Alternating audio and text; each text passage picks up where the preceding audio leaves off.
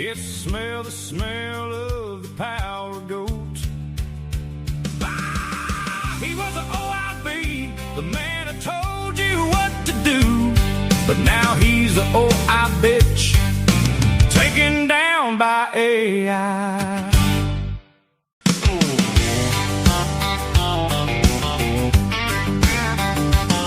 He loved the smell of pinball in the morning. It's the smell of the power goat. He was an OIB, the man who told you what to do. But now he's an OI bitch, taken down by AI. Hey, and I'm live here once again at In Your Head Wrestling Radio. I'm the internet icon, Nasty Neal, and we are here for the countdown to AEW Dynasty, the big pay-per-view Sunday. So we've got the AEW Dynasty this weekend. We've got WWE WrestleMania next week. So a lot of wrestling shows coming up.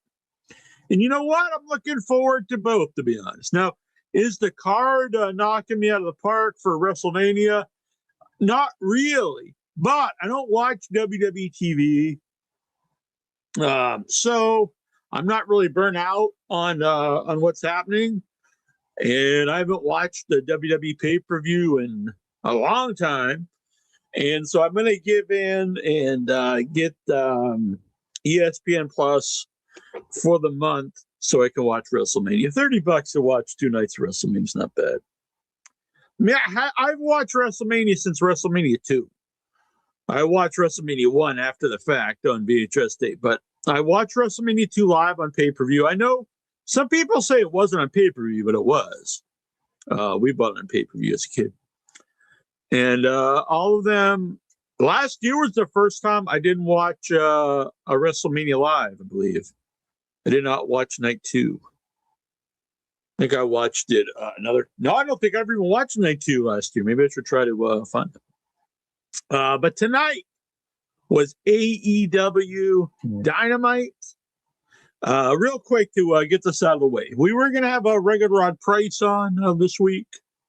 I'm a fan. For people who don't know, Rod Price was very similar career beginning as Steve Austin. Was trained in the dying days, or he's trained in, I believe he was trained in World Class, and he was, wrestled in the dying days of World Class. I saw them both in Global. I was a big fan of Global Wrestling Federation. They were actually tag partners there, Stunning Steve and Rugged Rod. Both had stints in ECW. I don't believe Rod, unless it was prelim stuff, had the big run in WCW like Steve. And then after the ECW run, maybe some indies, but kind of fizzled off. But he was always a guy that I really thought was going to be something. Maybe not like world champion, but I really thought he was going to go on and be, a name guy, like a lot of those guys out of Global, Harlem Heats, Steve Austin, Mick Foley, Buff Bagwell, Sean Waltman, Jerry Lynn. I mean, there was a lot of people out of Global that went on to have great careers. But he was a guy that just kind of faded away. But unfortunately, I realized this was a reason why I stopped booking guests, a few years ago, was it used to be back in the day. Look, you can look at our archives. It's Harley Race, Paul Orndorff, Nash Hall, Bruno Sammartino, Terry Funk, Paul Bear, J.J. Dillon, Tully Blanchard, Ivan Koloff, Shawn Michaels, Mick Foley, just, a plethora of people. And then a few years ago, maybe it was probably longer than a few years ago, people started to want money to do podcasts. That's never a thing. Because podcasts, or even radio shows, you would go on to do an interview to plug whatever it was. And so if someone just is open about up front and they want money, that's fine. I would say no, but at least that's fine. But I've noticed on a couple of the recent guys I've had booked, they decide that they want paid like right before the interview. And that's a little, I'll be honest, it's a little shady. And if you ask before, way in advance, like when you're setting up the interview, again, I would not do it, but at least I understand that. And I would just say, I pass. I'm sorry. So unfortunately, no Rod Price because he wants quite a bit of money, and I don't want. I have not ever paid a guest, and we won't pay guests here. And so I tried to also set up recently an interview with handsome Jimmy Valiant, who's been on the show many times. He's got his final match coming up, but unfortunately, he also I will in his defense. He made it clear up front he wanted X amount of money, quite a substantial amount of money, I think, for a podcast interview, and I politely declined. But he was upfront about it. It was not, let's set this up, and then before we go live, hey, Venmo me X amount of money. That's a little different. But I do have some announcements next week here on the show, and we'll be back on Wednesday again next week. Longtime WWF journeyman. He was, prelim guy, jobber, some will say, for many years through the 80s and 90s. Dusty Wolf will be on the show. I'm really looking forward to this. Almost all the prelim guys we had on the show always been great interviews. George South, one of my favorite interviews in the history of the show. Rusty Brooks was great. The Duke of Dorchester. Mario Mancini in his defense was a great interview. I mean, a shit guy, a thief, but he was a good interview. And so, a lot of these guys are good interviews. So I'm really looking for that. And I've known Dusty for years on Facebook. So I'm looking forward to that. But I believe he does something with his kid on Tuesday. So we're going to be doing this show on Wednesday next week, live here with Dusty Wolf. Also, for a while, was Dale Wolf. Because when Dusty Rhodes went to the WWF, they didn't want to have two Dustys. And so they renamed him Dale. I used to kind of make fun of that thought process. Like, I mean, you can't have, two Steves. You can't have two whatever. But I got to say, as the years have gone on and they've got more lax on that, you know what? I think it's smart because, like, for a while, there's like 4 or 5 Adams, I think, in AEW. And it does, like, it should be real. If you say Adam, you think, he's talking about, this guy, Copeland or something. But, you could say Adam. And it's like, well, who are they talking about? You could say Page. And I think there's multiple pages, right? Excuse me. So I get it. I get that more now about like having, just one of whatever. So anyway, he was Dusty Wolf for a long time, then Dale Wolf. I believe they even wrestled each other. I believe Dusty wrestled Dale Wolf. And Dusty Wolf then went on. He was one of the Doinks in the WWF and wrestled, a lot of the indies throughout the years, WCW in the 90s. So I'm looking forward to this. He has a book out there, I think it's like Journeyman or something. So I'm looking forward to that. And just before the show tonight, I talked to Rip Rogers, who I'm a big fan of. One of our stand-on interviews. I know it's a huge fan favorite. And so he will be returning to the show, Rip Rogers. The last interview, if you guys remember, is I don't know, it was like 10 years ago, but it was like a 4-hour interview. So Max Payne, who just messaged me now, is going to return to the show for the Maxathon. And so our last week's show, as people is known for years, I'm a big Max Payne fan as a wrestler. I really like Max Payne. I think he's underrated. I think he could have had a bigger run. I love this team with Cactus. I think probably the best ever Nasty Boys match was with them. Either that or Nasty Boys versus Steiner Brothers. I think you got a Raw deal in WWF as Man Mountain Rock. And always was a guy that I kind of wanted, which would come back. And then we had him on the show, and it's legit one of my favorite interviews. So to reconnect with him years later and have him back on the show, I thought last week was great. He thinks so too. He likes doing the show with me. I like doing the show with him. And so we said on the show, but we've been playing it out. The Maxathon is going to be a 6-hour Max Payne shoot interview where we're going to cover from his childhood throughout his collegiate wrestling all over the world. He's going to tell stories he's never told before. I'm really looking forward to that. He's going to be sending me, we're going to plan this out. People think, I don't plan anything out, but I've got whole notes here, Dynamite, and we're going to plan this one out. The Maxathon. So I'm looking forward to that one. Actually, PN News might be returning to the show, but anyway, keep an eye on the group on Facebook. We're going to be having, I know I mention this every week for a while, but I got kicked off Discord. I don't know why. And from what I understand, this is like the Wild West. You have to be like a real piece of shit to get kicked out of Discord. But somehow I got kicked out of Discord. But we will have a Discord channel going live soon.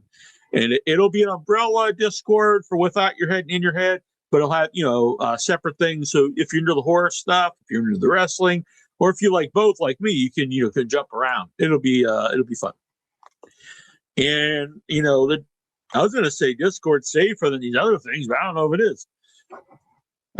Nate G, as far as content, I don't mean from what I understand, you're not going to get kicked off. I get suspended on Facebook quite a bit over the years. They're real sticklers. The Nasty Neal World Order, Nate G.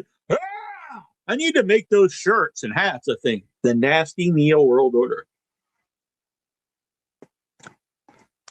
Nasty World Order, NWO. Oh, I can't do NWO. Then I'd probably get sued. And look, you roll your eyes. WWE, they're probably the most litigious group in the world. NFL's pretty bad too, honestly. But I've had multiple cease and desist letters from the WWE.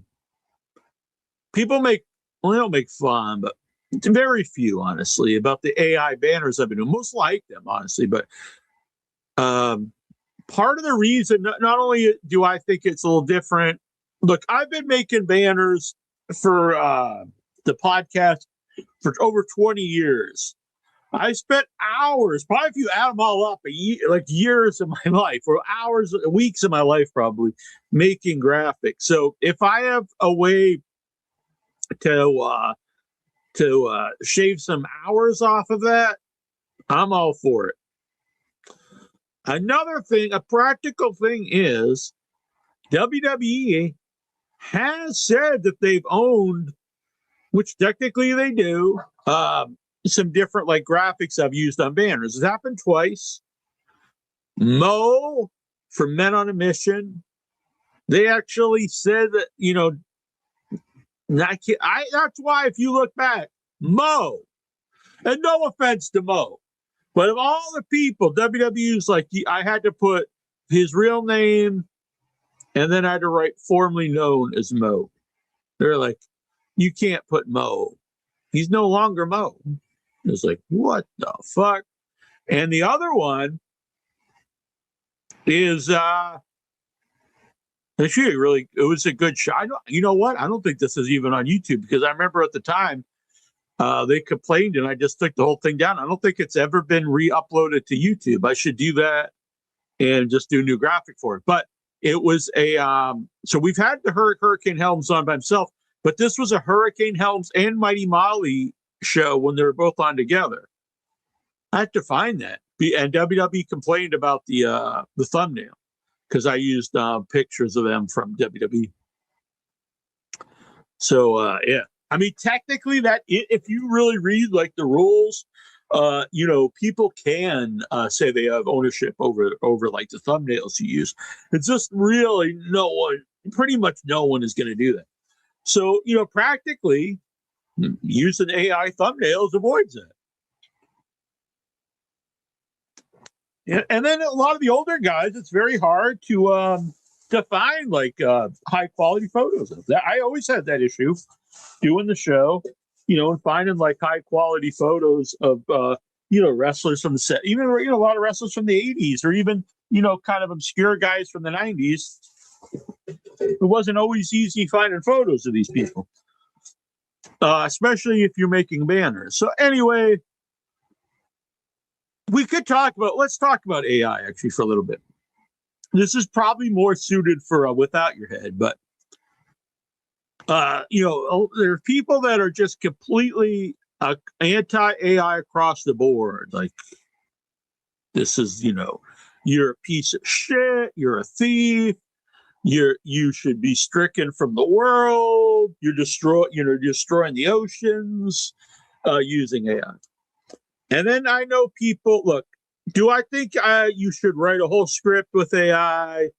You should just I'm going to make an AI movie and not pay anybody, and we'll put, John Wayne in this and stuff. No. But the idea to be completely anti-AI, first of all, practically, I think you're just being ignorant, because AI is not going to go away. It's only going to improve.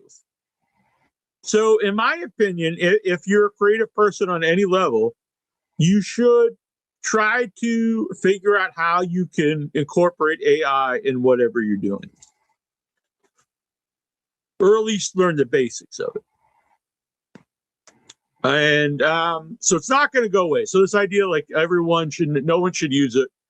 Look, if you don't want to use it, that's totally fine. But you're fooling yourself if you think everyone's going to stop using AI. It's not going to happen. It's just not. And if you really look into it, this idea that it's destroying the environment stuff, that's also not really. It's just not true. It does use a lot of resources. Yes. Does it use up like the oceans and stuff? No. You use a lot of water.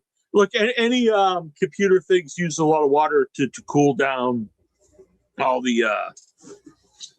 If you make like a city-sized computer, you need a lot of water to cool that down. But they recycle the water; it's not actually drinking water.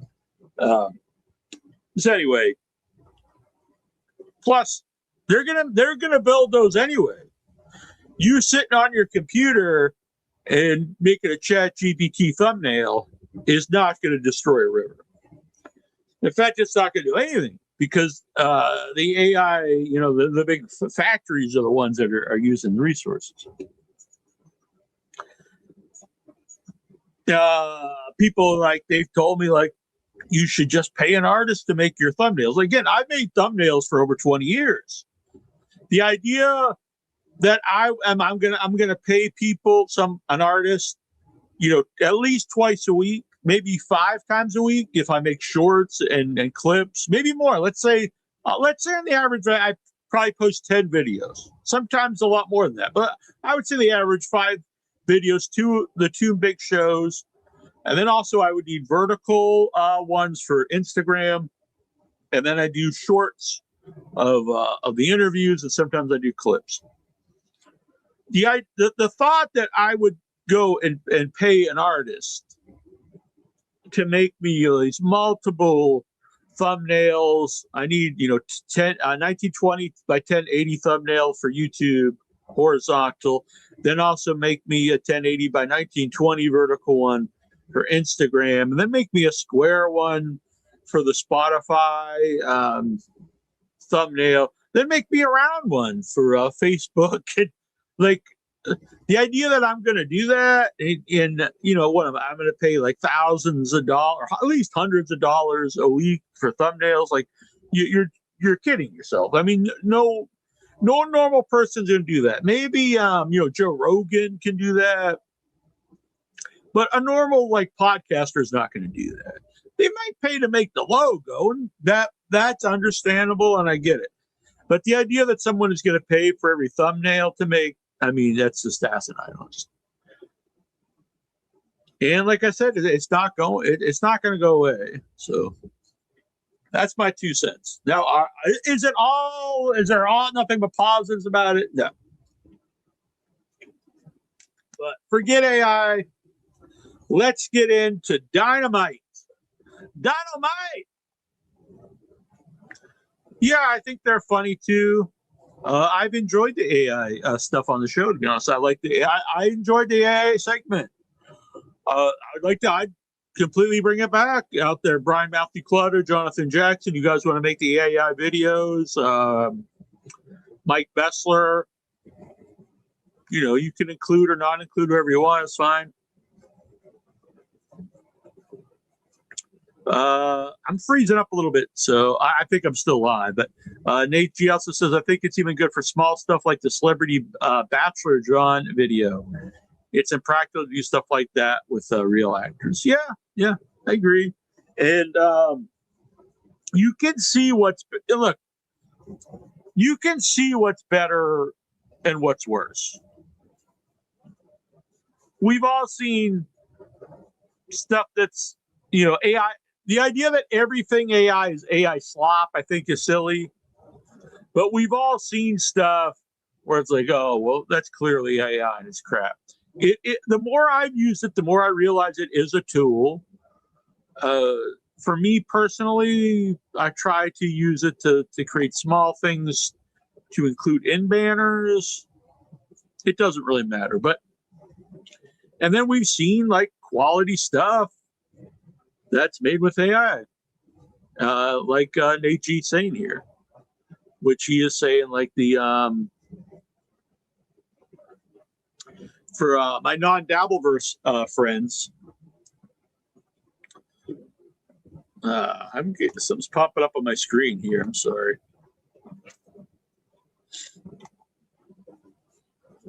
Hopefully, I don't know if I'm still live. What's happening? But I'm getting my computer's frozen. Oh, there we go. All right, I think we're good. I was trying to do some kind of updates, and I was trying to turn it off. We were like, we don't want to do that right now, buddy. Yeah, so for people who don't know, this is a Dabbleverse thing, and it was really well made because to write something, just like anything, even if you have great special effects, it doesn't make the movie great. Some things will hit and some things won't. Anyway, Dynamite.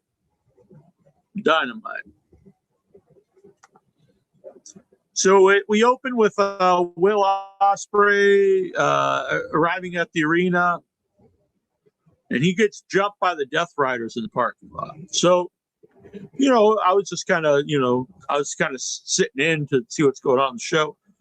And then a car pulls up, and they're like, who is this? And so I started getting interested. And so it was Alex Windsor, who is Will Ospreay's fiance. And then Caleb Newman, I didn't know at all. And some other guys, two other dudes. And what I did like was they were all dressed, in like these white black suits with the thin black ties. I like when a team dresses alike. And I know you like Disco and Conan are always bitching about guys not dressed well. So you guys were dressed very well. Kind of like Reservoir Dogs or something. So I like that. So the more I started watching this, I was starting to dig it, this battle. And I don't know if he's Samoan or not, but the guy with like the face tattoos, I like this guy. I saw him a few times throughout this show. Is it Nare, I think? Yeah, I like that dude. That guy's got charisma. He's got a cool look. He looks like a badass. So I'm into him. Caleb Newman did amazing, dives and jumps in the match later. The other guy, I got to see more of him, but I was not. I just thought nothing of the other guy really, and he looked like some twink or something. But this was a fun fight. They mentioned that Will called up the was it the Empire, United Empire, when he was in New Japan recently, to have his back, and so they actually explained why they were here and who they were. So that was good. Caleb Newman is the new IWGP champion. I guess he's only 23 and won the title. Again, I was glad they explained some stuff because so often in AEW they'll bring in these people and not explain anything. They just be like, "Oh yeah, you know Caleb Newman." I have no fucking idea who this guy is. So then they fight into the arena, get in the ring. Garcia and Moxley are beating up Ospreay, and then the wild dude Anari runs in. I really like this guy. Newman was doing some great. They did like kind of a double team, like where Nari kind of threw Newman into a drop kick. That looked really awesome, honestly. I was really into that. The thing is, like, there are a lot of flyers today. I mean, obviously, big and small in every company. So to really stand out, you have to be like exceptional at that. And this guy was like, his stuff just looked very graceful. Mox, Sleeper, and Ospreay reversed it. Newman did the double stomp. I normally don't like the double stomp off the rope, but this one actually hit, so it looked good. I don't like it because it usually, like with Finn Balor, who does it, he just falls on his ass. And I get he doesn't want to just stop the dude, but I just don't like it. Just like it, to me, it looks bad. So then the Death Riders ran off. So we got Mox versus Ospreay at the pay-per-view Sunday. We'll run down the pay-per-view a little bit. And then Ospreay announced that the main event tonight will be United Empire versus the Death Riders. So this was a great segment. It was chaotic. It incorporated all these people. They actually explained who they were. And then it set up the main event. So this did its job. I thought it was an excellent segment. And now we look forward to the main event. To me, was better than if they just said United Empires versus Death Riders tonight. And you'd be like, who is this? But now we saw some of these guys. So like, all right, let's see it. So Kyle Fletcher had to vacate the TNT title because he's injured. So we had a Don Callis promo backstage. And he said that the title will be up in the Casino Gauntlet at Dynasty, which I actually always liked that match, the Gauntlet. Kind of like a Rumble kind of thing. It's a little bit different. Nolan Tierce is here. Hey, Nolan, what's up? Hit the like button. Hit the like button, subscribe, become a member. Starts at only $3 a month. Does help support the channel. And if you'd like to become a producer like our pals, The Lurker and Brian Matthew Clutter, we're down to 2. I won't say who, but somebody did not renew their producers. So we need a third producer to help support the show. You can do that for only $10. Let's see. Darby Allin and Bandito, the Ring of Honor World Champion, who I really just wish they wouldn't have. There's too many belts on the show as is. We've got the world title. I'm just going to go over the men. So world title, a TBS title. And then there's like I don't really know the difference between all the other 3 belts. The national belt. There's just too many. I honestly can't remember them all. So then to have that's not a bit. I really can't remember them all. And then to have a belt for your other promotion, even if it's not being defended, just on the show, it's just too much. Just too much. And Jack Perry versus Takeshita, Mark Davis, and Andrade. So I want to say something. I was really anti-Mark Davis for a long time. And this guy gets a lot of credit in my book. The guy improved his look. Look, he'll never be like this, he's not going to look like Lex Luger, but he looks like a beast now. He was always big, but he's got himself in better shape and actually looks just like, looks like an old school, just big man wrestler. Carries himself well, has good matches, has a little bit of, personality now. And I do think this is a problem on a lot of the podcasts where guys like Cornette and even Coney and stuff, if they dislike a guy, or if the first time they see him, like they don't have much going for him, in their eyes they'll just always be that. So An example to me is Wheeler Yuta. They act like he's still the Wheeler Yuta of when the guy first came in. But I think it's just, even if you don't like him, that's your opinion. But I actually think it's dishonest to always say no one cares about the guy when the crowd literally chants, fuck you, Yuta. So he is an over heel, and he has improved as a character. And so I think the same with Mark Davis. I used to think there was nothing happening, but there is something there. So I like him. Obviously, you need to cut down the group. I like I love Don Callis, and I like a lot of the guys in the group. But there's too many, and there's too many just, kind of bum guys like the Clone. You don't need a guy, the Clone. He's a clone of a guy that's not even there. It's just bad. But anyway, so this match this match was a lot of fun too. Very chaotic. Just a lot of stuff going on. We had at the beginning, Andrade walks out of the match. We had double dives, Darby and Bandito jumping on Davis and Takeshi outside the ring. And then Darby starts walking the ramp, and he's like, Andrade's a bitch coming out here. So Andrade starts coming back to the match, and Takeshi jumps him from behind Darby. He does like these rolling back suplexes down the ramp, which is pretty cool. We get the Andrade selfie. We had a really, really great tope from Darby that got a loud AEW chant.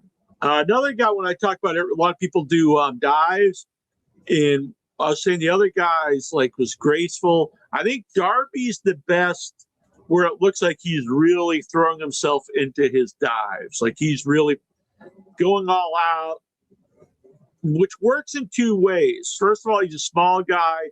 So if he's really hitting people, it looks more impressive. And I also think because people always say high risk moves, and that actually psychologically puts that over. It's like he's hurting himself to try to hurt his opponent, and I think that works on many levels. So another, I would say one of the best flyers in wrestling, and people will pick other guys who are more graceful, but I would say Darby's one of the best because his stuff looks good. All his dives look like he's trying to take somebody out. Let's see. We allowed AEW chant. Davis starts beating up Darby. Then they did a really cool spot where Davis and Takeshita, they grabbed Darby almost like when you're a kid. Like the one's got Darby's feet, the other one's got his arms. And like 1, 2, 3, and they just heave him and just let him fly. I mean, should Darby do all this stuff every match? No, but if he's going to do it, I can't say it's not entertaining. Double powerbomb and Bandito on the apron. We had a 3-on-1 in the ring versus Jack Perry. Jack Perry starts fighting back. And then eventually Andrade hits his finisher on Jack Perry and gets the win. Great match. Great 6-man match. Young Bucks come out to help Jack Perry. Rest of the Don Cal, not rest of, but a lot more of the Don Callis family come out. We got Super Kick Party, which is always fun to watch, to be honest. And then outside the ring, they've got Okada and Takeshita, trying to argue. I like this stuff because the show is very chaotic, and there's every segment, and some people are against that kind of stuff, but like every segment was pushing forward different storylines. So this is pushing forward. Darby's wanting a title shot to be the face of the company. It pushed forward the Young Bucks and Jack Perry getting back together, and it also pushed forward Takeshita and Okada's continuing feud, and Takeshita eventually leaving the group, I would say. And then the Rascals came in. It was funny. I'm not an Okada fan at all, but his laugh into Takeshita's face was pretty funny.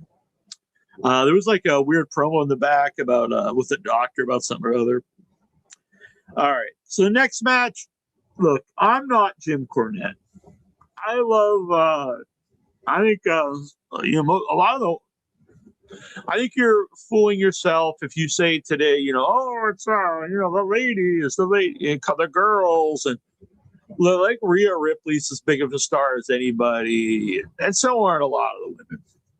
So that being said, I didn't watch this next match, not because they were women. It's because I don't give a fuck about Queen Amidala. And I used to be a Willow Nightingale fan, but once she started tagging with the girl at the pump, I can't take these people. So I'm sure it was a good match. I didn't care. I knew Willow was going to win, and I believe it was a fairly long match. So Willow, I did see Willow won, and maybe it was great. I didn't care. We had a rundown of the card and for the pay-per-view and MJF video package, which was cool. Then Jericho is back. He returned, was it last week, to I think the crowd was happy to see him, but it wasn't, they just have a great crowd, honestly. But tonight was a great response for Jericho. And the crowd was singing, sing along with the song. That's another thing about Cornette. Cornette actually used to like Jericho's theme song. Then when he started to dislike Jericho, now he hates the Judas song. And so I find that very dishonest.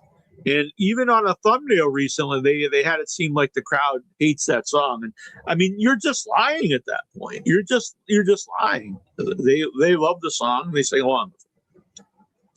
So Jericho came out, looks great. He's going to sign the new contract. Says he loves wrestling, AEW, Ricochet, the Demand come out. I'm not a Ricochet fan. That being said, this will be a good match. Jericho keeps having Ricochet's bald. I don't really get that. Like in modern wrestling, even just modern day, lots of people shave their head. So I don't think you can really call someone bald as an insult that shaves their head. I think if it would to be an insult, he'd have to have Arn Anderson hair. So you'd have to let it grow out and have male pattern baldness. For that to be an insult. But if you shave your head and someone makes fun of you for being bald when you did it yourself, I think it's just dumb. I don't get it. It's not funny, or it makes no sense, to be honest. Jericho says I can pick any opponent for my comeback match. He can pick any of these goons. He can pick the popcorn vendor. He can pick my nephew. And then he's like, I'm going to need time to think about it. He's like, I thought about it. I'm going to pick you, Ricochet. And then it was the return of the list, which I was happy about. I'm a big fan of the list, as most people. So I'm not a Ricochet fan, but that being said, that will definitely be a good match and a good win for Jericho. And I've never been a fan of Ricochet, and since his Twitter stuff, honestly, fuck that guy. I think he's a shit person. Don Callis backstage says Dynasty will be Bucks versus Takeshita and Okada. Takeshi's like, no, I wanted this belt, blah, blah. Don says, we got to do this for Kyle. Got to think of Kyle. And then eventually they set up. He's like, well, if you agree to tag, then you can get a title shot versus Okada down the road. So I like that. And then he was like, you guys are like Pippen and Jordan, and then Okada's like, you're Scotty Pippen, I'm Michael Jordan. So I thought it was cute. Great entrance for Tommaso Ciampa. They really go all out with Tommaso to really make him seem like a big star, and he does. The problem with Tommaso Ciampa has nothing to do with Tommaso Ciampa, but AEW ran and look, if I picked this storyline, you bring him in, he wins the belt right away. You put over that he's a family man and this means something to him, and then eventually he turns on, and then all this stuff is totally fine. All of it's good. But they did all of these angles in 2 weeks. So you ran through months of storylines in 2 or 3 weeks. And now he basically had a year career. And now it's just now he's almost just a guy on the show, unfortunately. But I'm a big fan. He comes off like a star. I was a little disappointed that he was wrestling. I just don't like the guy. I know he's good, Mascaras Dorado. I'm just not really a fan. The winner is the first person in the gauntlet. I get why that's good in its own way to be the first person in, because the gauntlet goes until you pin somebody. So being the first in, you can win right away. But it's also like kind of weird because you are the first guy. It's like being the first guy in the Rumble. So I don't know if it's really that great because you still have to be kind of an Iron Man, unless you just got in there. No, it would be funny if they did set that up to like the gauntlet, and in theory they got like 25 guys or endless guys, and someone just pins someone right away. But you'll never do that because you just let everybody down, because you assume you're going to see like multiple people. But the right guy went over here. The Dogs promo, they're beating up, I believe it was Orange Cassidy, and I don't know who the other guy was. They didn't say. It might have been Roderick Strong, but I don't think the commentators put this over very well. It was not a great beatdown. The kicks were pretty pathetic, and I don't think I like the Dogs. I remember seeing so the one guy I just don't like, the guy with the silver in his teeth. I just don't. There's something about this guy's too pale. The guy with the long hair, I think, just sucks. Or not sucks, but he's just a worthless dude. And Finley's son, the first time I was like, oh, I think there's something here. This time, I thought it was bad. I thought this was a real bad promo.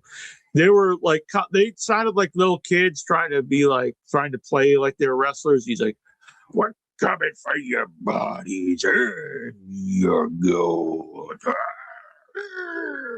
And it was like really like, whoa, this is bad. Tekla promo. I'm a big Tekla fan.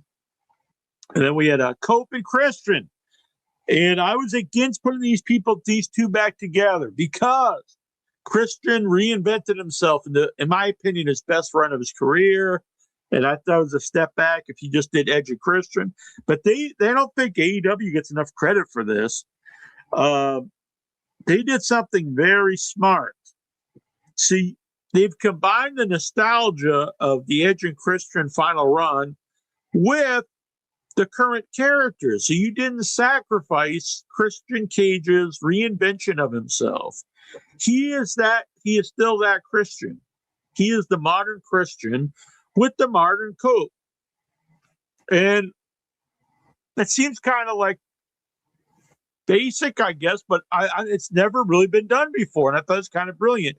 Usually when they put, if old teammates get back together, they revert back to, who they were. It's like, oh, the Hardy Boys are back together. Or I guess that's not a great example because they did do the broken stuff.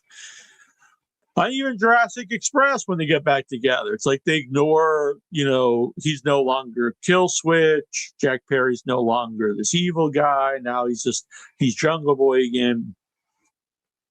I remember, Rock and Roll Express, they broke up to get back together. Then they'd be just the Rock and Roll Express again. Probably every team that's ever done this. But yeah, we've got a last run, but it's a last run of them of today. And I think that I love it. I didn't think I would, but I love it. And Christian, he comes out there. He has that smug look on his face, like the ultimate heel, but he gets cheered because he's so good at it. I love it. Christian's like, I paid a visit to both your mothers. And what I mean by that is I banged them both. I was like, dang. And he's gonna go visit Stokely's mom too. And then FTR came out. So yeah, I'm really looking forward to this. This is a modern day. There's not too many dream matches left. I would think that could actually happen. This is one that can and is. Cope, Edge and Christian back together versus FTR. So yeah, I'm all about it. I'm really this is a match. One of them has a potential to steal. I don't know. There's a lot of good stuff on the pay-per-view this weekend, but. I don't know if potential to steal the show, but potential to be one of the best matches on the show. Darby promo. I'm a big fan of Darby. Then we get Empire United versus the Death Riders. Again, just a fun, brawl. We had amazing. It was like I won't say running, but more like a walking vertical suplex outside the ring by Claudio Castagnoli on RA.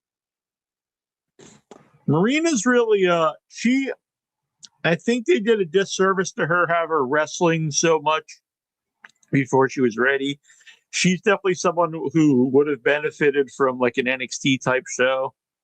And if she would have just debuted now, I think she would have had a. I don't think she would have had that negative stigma to her, because I think she's not great, but she's like passable now, and she does have like she does have an aura about her. So I'm not really sure who Alex Windsor is. I know she's there, but I can't really remember a lot about her. So we'll see. I'm going to say Marina Shafir wins. FTR versus Cope and Cage for the AEW tag. I want Cope and Cage to win. I want to see them have another title run in AEW, and also, be AEW tag champ. So that'd be sweet.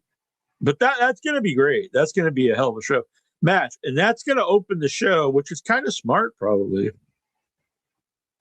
Wow, there's a lot. Wow. So after that, Moxley versus Ospreay. That can't be the next match. I don't know. This is probably just in no order, I guess. I don't know. Oh, that's for the Continental. There's just too many titles. The Continental title. But that's going to be a hell of a match. I think you have to put on. Yeah, I would not have Ospreay lose a match until he wins. I wouldn't have him lose a match for the foreseeable future. I think they made a mistake last time, his last run, where he lost a lot of matches. I would not have had him. He lost too much, and now they've got another chance since he had some time off TV. I would not have him lose anything. So Ospreay beats Boxley for the Continental Championship, and then down the road you do Ospreay versus MJF. I would combine those belts, the AEW title and the Continental, and get rid of one of them in London. Andrade versus Darby Allin. Oh, wow, that's going to be good. That's another guy I'm going to put over is Andrade. I was really against bringing him in. I was really against it. This is the run of his life. I give him credit, give AEW credit for the way they're using him. I love it. If Allen wins, he gets a future world championship match, Darby Allin. Yeah. So, You know what, though? I say I would put Andrade over here. Darby needs a win, too. In theory, I don't think either guy should be losing any matches, but Darby will still be Darby. Andrade, I would ride with that momentum and keep him winning. So I'd say Andrade. Tekla versus Jamie Hayter. I hope Tekla all the way. They need some new challengers. Jamie, it's so much Statlander and Jamie Hayter, and they're both good, but they're both very stale. So they need some new blood in there versus Tekla. Tommaso Ciampa. Oh, this is a casino gauntlet, so you don't know who's going to be in it. I'll just say Tommaso Ciampa wins. He probably won't, but I'm going to go with him for the TNT Championship. The Young Bucks versus the Don Callis family, Okada and Takeshita. That should be really good. I say the Bucks go over, and you continue the breakup of Okada and Takeshita. Plus, I would also not have the Bucks lose anything for a while, because after you do the series of matches with FTR and Cage and Copeland, you should do Cage and Copeland versus Young Bucks. Those are the two main teams that are the dream matches. And you don't know how much time you have left with Cage and Copeland. Copeland gets hurt, all the time. So I would try to get a series of matches with both those teams, with both Young Bucks and FTR. Jericho versus Ricochet. I'm not a Ricochet fan, but this will be very good. And Jericho all the way, though. Wow, there's not a match. I know sometimes people are like, oh, it's too many matches, but there's no matches here I would cut out. MJF, but you got to have Tekla defend the belt. I mean, it'd be cool if she's for somebody better, or not somebody better, but someone that's got some momentum. MJF versus Kenny Omega for the AEW Championship. That's going to be awesome. If it wasn't for all the stuff I said earlier, I'd like to see a Kenny Omega final run, but I think you got to keep it on MJF. It really keep him and Ospreay strong for the eventual match, and it's also great heel heat to beat Kenny Omega at this stage in his career. So wild card. No Hangman Page on the card. No Swerve, but I don't think you should just add matches just for the sake of it to get everybody in either. Although either of them could be in the gauntlet too. We could have, maybe we'll have a run of Hangman Page as TNT champion since he can't win he can't go for the world belt. The Mighty One, what's up, Lexar? How are you? I'm good. How you doing? I'm good. Just watching the TNA streaming channel, the TNA Plus. Oh, Still wow. with no cable. Still no cable. Are you going through withdrawals? Yep. I probably will never get cable again. Wow, you never have cable again. I have basic cable, which basically means just like just normal local channels and their own developed News 12, New Jersey, New York, Long Island channels for news. And So what do you QVC and HSN, but that's it. No ESPN, no AMC, no TBS, no TNT, no Lifetime, no Bravo, none of that stuff. No. Do you sometimes just break down and start crying? No, and because basically I watch what streaming apps anyway. Now, if I had this box here with the numbers flashing, then that'll be a different story because it doesn't have any streaming stuff on it. But what I have when my mom switched from that box to digital, I have the streaming apps, and I check those out. Was there any new tranny porn there on the floor? No. Oh. I don't know what you're talking about. But that's when I discovered the Zumo Play, and discovered all those different types of channels they have on there. That the TNA channel, Zumo channel, Zumo, XUMO. That's where the TNA channel is.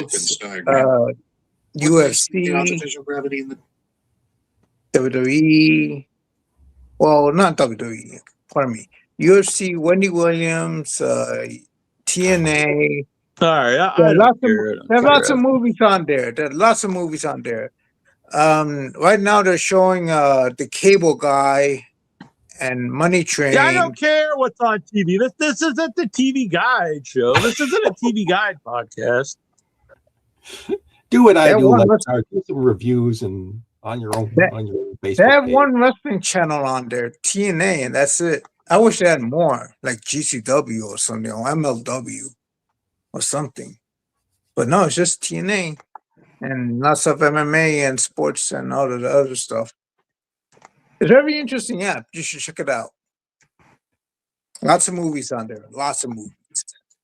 Yeah, but you don't like movies. You only like wrestling and like daytime talk shows. There's only one action movie I haven't watched in ages, and I enjoyed it. What's that? And Money Train with Woody Harrelson and Wesley Snipes.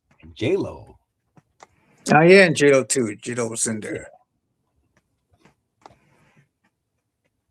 I'm sure you can't stand action movies. You only like horror movies and stuff. That's total bullshit, Lexar. I go to the movies every weekend. I watch all different kinds of movies. Probably anyone who knows me, like, my favorite movie all time is either The Goodfellas or Godfather. So you were very incorrect as usual.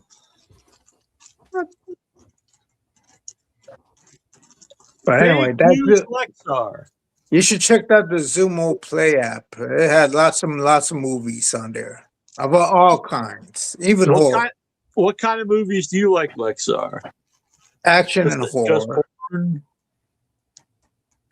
Yeah, porn on the side, but they don't have porn on there. Oh, okay. Action and horror. I really like this action movie. There's Halloween. They have Halloween on there too. That's not Halloween. It's Friday the 13th. Yeah, Friday the 13th. They have every October. Sumo plays like nonstop. All right. Enough I'm Zumo. just telling what movies they got on there. Zumo. They have horror movies. All Your right. favorite. So doesn't every platform in the world. Every platform shows horror movies in October. It's Halloween time. Your So you favorite don't know what. holiday. So you're not gonna. So what are you gonna do for WrestleMania? I have the ESPN app on my computer, so I'll watch it on. It's there. not on. You have to get ESPN Plus to see it. No, you have to sign up, and it's available for streaming. I hear that. I don't think so. I think you I need hear ESPN Plus to see WrestleMania. I hear this year they're gonna air WrestleMania on ESPN for free, just only for the first hour, and after that you have to watch the rest of it on the ESPN app. Yeah, you have to buy it. Yeah, but they're showing it for free for the first hour. Yeah, but are you just going to watch an hour of it? No, I'm gonna watch the whole thing on the ESPN app. Oh my God. Yep, it's that time again. WrestleMania. I was planning to go to WrestleMania too, but after what I cannot win at the strip club at the $10,000 balloon drop didn't fall through. I thought the old-fashioned way, trying to find a job. I couldn't find a job So because do you have Hulu, Live TV, Direct TV? I was in the middle of explaining something. New Jersey Well, has I'm a trying to terrible explain job to rate. you're not going to see it free on the ESPN app unless you pay for it. I do pay for it right now. You pay for the ESPN Plus? Yes, ESPN Plus. Unlimited. ESPN Unlimited. All right. Okay. Yeah. All right. What were you going to explain? It's not about sumo wrestling again or whatever. No. Zumo. I was trying to enter all these online contests. I'm trying to win a trip to WrestleMania. Right. And I entered like 3 or 4 times on Facebook for this cricket ad, the cricket wireless ad for you could win a trip to WrestleMania. I entered that 4 times and didn't get anything, any notifications, any email, any phone calls, nothing. And I saw this Morgan ad for a trip to Winter WrestleMania, and I couldn't sign it up because I think it's fake or it's already is finished or whatever. With only 1 week to go to WrestleMania, I don't think I'm not gonna go to WrestleMania based on winning a trip. Right. I bet you went to lots of online contests, Jackie Jones, O'Neal. No, not really. But if you don't enter them, you can't win. Exactly. I entered 4 times on Facebook. Yeah, but you also can't expect your odds are very slim. You have to realize. I know. Many will enter, few will win. There you go. I feel bad for you, Alexar, that you won't get to see WrestleMania. Are you going to watch it? I'm still not exactly sure what you're doing. But. And I do not want to go to Saudi Arabia next year. So what? Yep. Hard to believe, but even though they have the WWE experience on there. I heard that's why Incher quit the show, because he's saving his money to go to Saudi Arabia. He posted on Facebook that he's going to Turkey. April Fool's Day. I fell for it. He said he was going to get a hair transplant. I say he's a bitch. He blocked me. Mm-hmm. But what? You say he unblocked you. Now he blocked you again?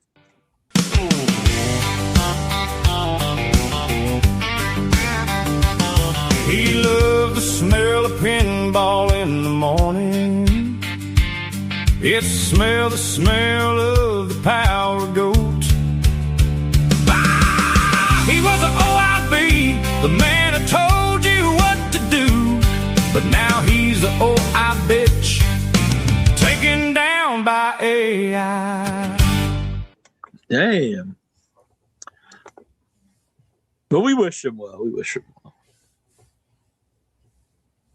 Weekend in the country. Now So, we're just yeah. gonna be even more mad by that country song. Why? He doesn't like country music? I think he maybe because of at least you didn't mention the WB. That was just a little hint to the song. It's going to be a longer tune. Okay.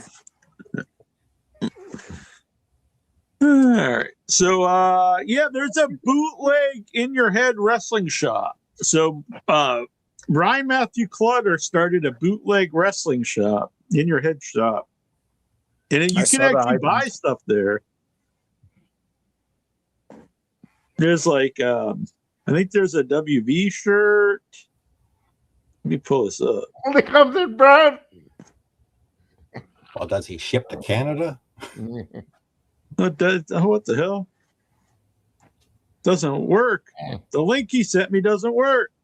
Oh, maybe it is a bootleg one. It's bootleg. Bootleg. Damn. There, but look, he look, even as a look, you might have to call your lawyers. He's got the the Raw Report shirt.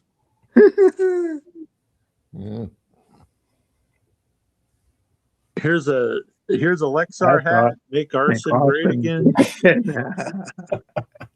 God. That's hot. Best young boy ever. Now, who wouldn't want to wear that shirt around town? Everyone. Don't Lex Army, bro. Mug. It kind of looks like my cousin or something. Looks If I had like a you. Sean Penn. Oh no, couples. Oh, That's the OIB and Jujubee shirt. The bees. I didn't know they were a couple. Yep. Are you jealous? I know where my heart lies. With OID. Geraldine. Which, by the way, she posted a picture like all garbs and everything, and I said, "So you are going to Saudi Arabia for WrestleMania?" She's like, "No." So yeah, Saudi This Arabia. is the new Saudi Arabia Hedy Khan t-shirt. So you mentioned a lot of Hedy Khan stuff. So Hedy Khan's going to move to Saudi Arabia, Neil. Yeah. You're going to have it over there. Hey, maybe you can have it during WrestleMania weekend for that year. This one I made. This is the DJ Curly Bear Give Me That Fat Ass shirt. Saudi Arabia should be without your head, though. It's AI. Well, that's an actual real picture of me.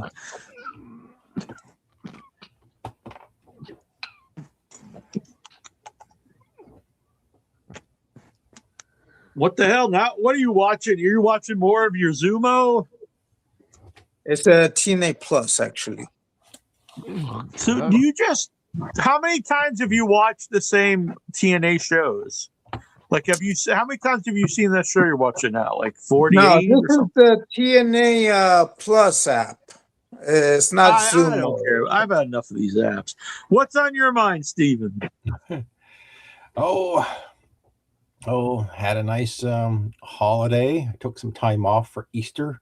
Oh yeah, happy Easter, everybody. Yeah. So just I didn't know if they celebrated Easter in Canada. Oh yes. Yeah. And, Higgins says we are. Bunch of pay. got back to work today. Working from home today. Gotta go downtown tomorrow.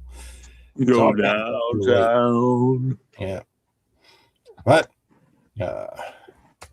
So when we get to the Raw report, Liv Morgan's. I saw she has like a big bump on her Liv head. Morgan, yeah, we'll get to that, but I feel sorry for her. less than 2 weeks and a week and a half to go to WrestleMania. Tickets are still available. Luxar, if you want to go to Las Vegas. I don't know, has there ever been a WrestleMania where tickets are still on sale at this late?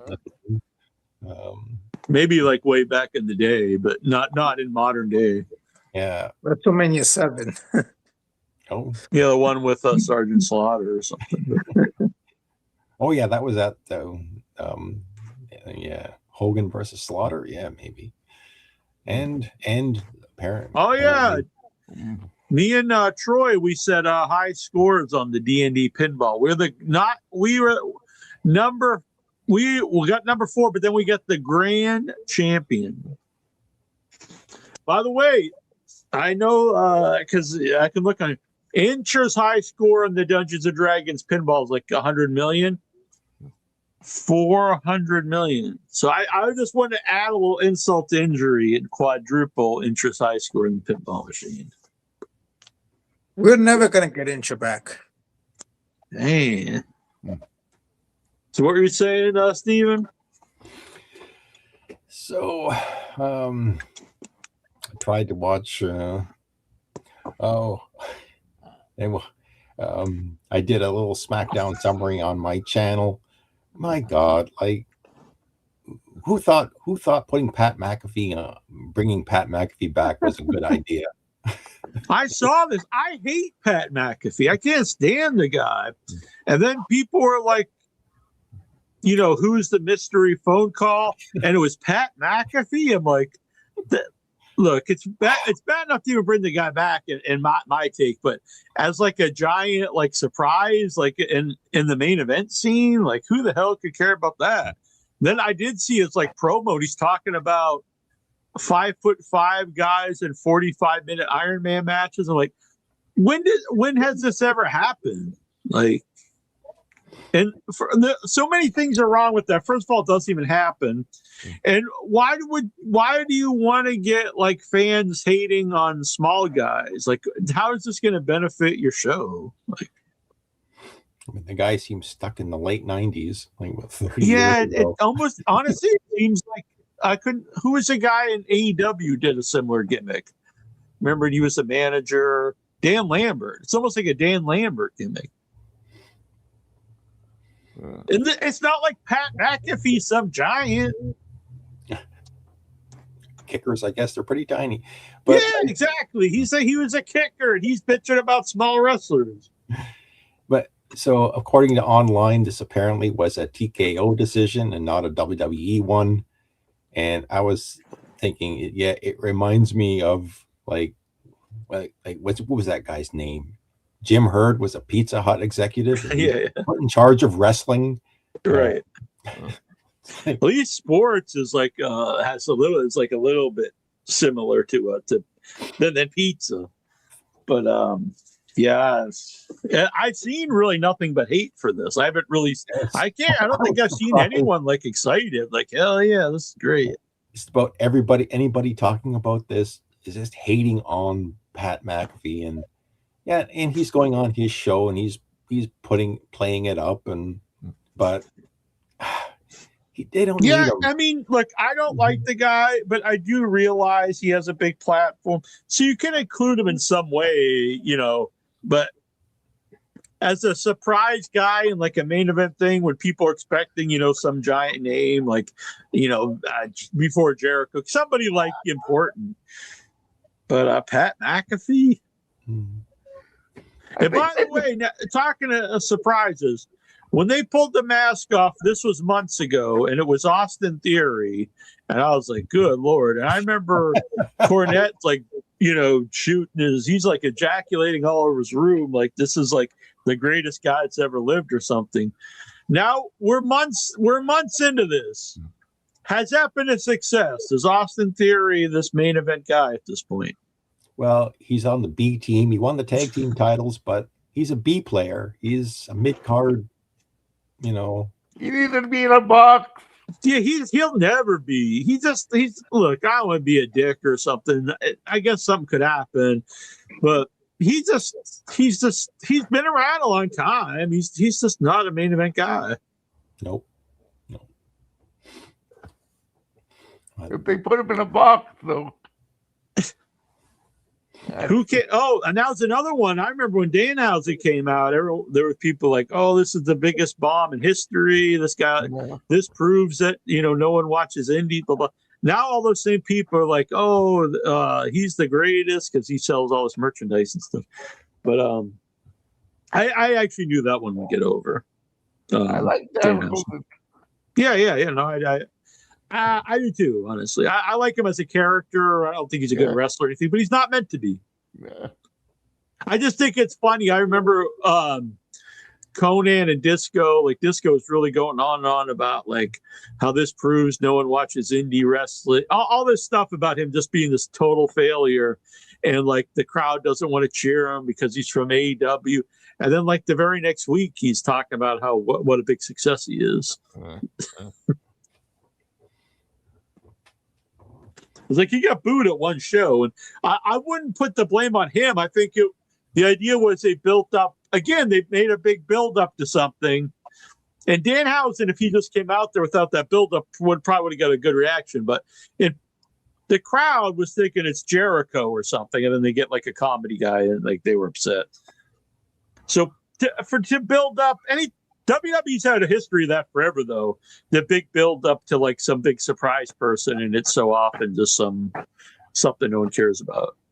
Which reminds me, what are your thoughts on Jericho choosing to go back, come back to AEW? As an AEW fan, as an AEW fan, I'm just happy that he's there, honestly, and that he was the first show. I think they had a bad crowd, but he was really over tonight.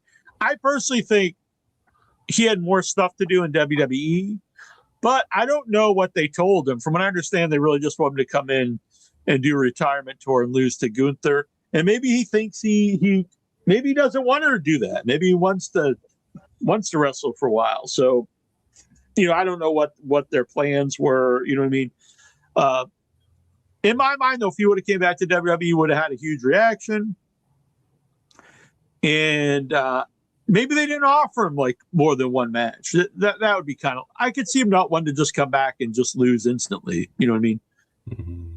So I'd have to know all that. But if there would be a lot you could. I think that would be very nearsighted of WWE if they suggested that to begin with, because there's a lot to do with Jericho and WWE. You have a whole bunch. He hasn't been there in years. He'd be instantly over. You have guys he's worked with. You'd have new guys for him to work with. You could easily have at the very minimum, like a year run with him. Mm-hmm. But there's also something. Him and Triple H never liked each other. So I don't know.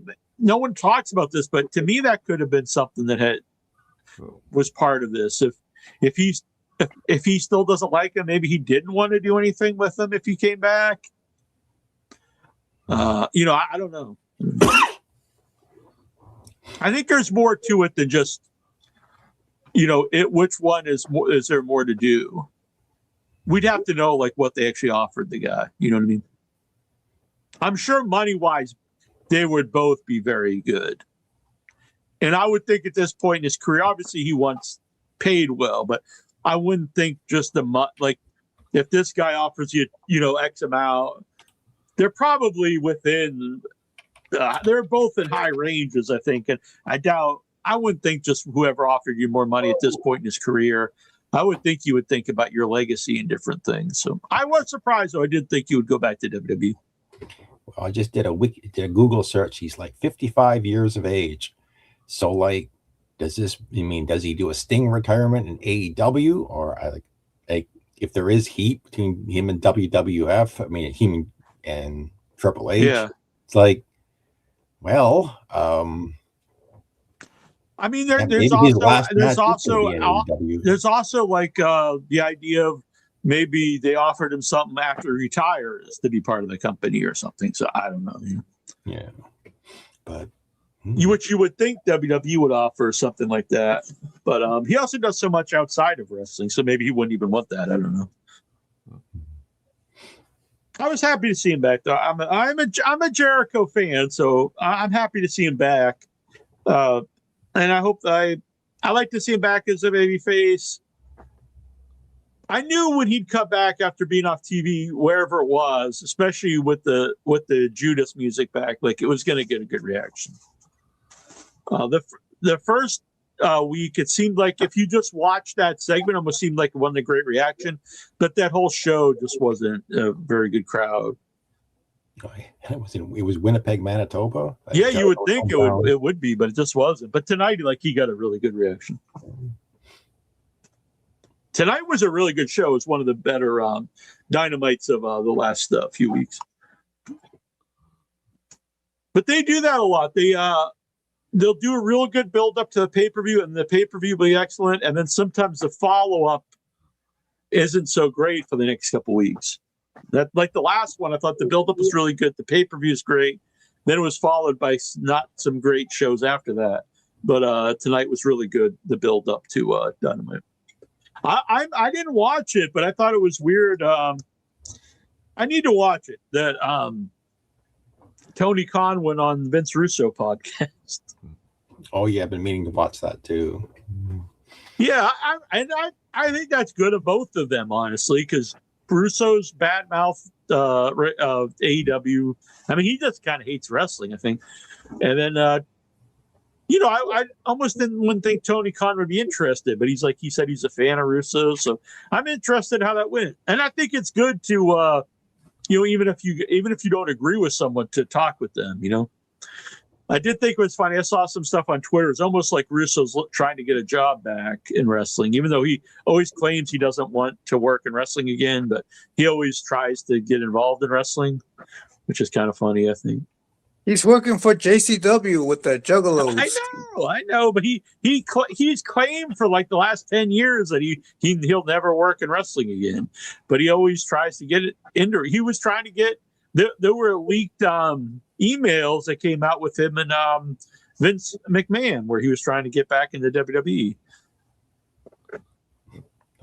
The last time he tried that, he was only there for a short amount of time, and then they got rid of him. This was after that. This was not that long ago, and Vince offered him he offered him some kind of deal where he'd be a consultant. Then if it worked out, like if he liked his ideas, he might bring him back. And then Russo kind of got an attitude and was like, "So you're gonna just not pay me to get my ideas?" And then McMahon was like, you haven't had success and nothing but failure, something in the years, and I see this isn't a good attitude or something, and he just stopped replying to him. But I you could probably find him online somewhere. It's pretty funny to read. But again, it's like he's always saying he wants no involvement in wrestling, but he's always trying to get hired somewhere in wrestling. So. The thing is, I don't blame him, but just don't say you don't want to be involved. You know what I mean? There's nothing wrong with wanting to be hired to write wrestling when that's what you've done your adult life. But don't just always claim that you don't want anything to do with it, because then you look like a hypocrite. But I do not. I'd be for Russo to come in as a character. I actually think he's a funny. I think he could work in AEW as an on-air character, because he's so against like in-ring wrestling and stuff like that, and marks and all that stuff. But I would not want him to come in and be creative in AEW. That would be bad. Oda could come in and do creative for AEW. He quit WWE. Why? Yeah, but I'm not really. He's fine, I guess. But what is he? No, look, I haven't watched wrestling WWE in forever, but from what I understand, his stuff in SmackDown was not good. So. Why hire him though? Just because he was the road dog?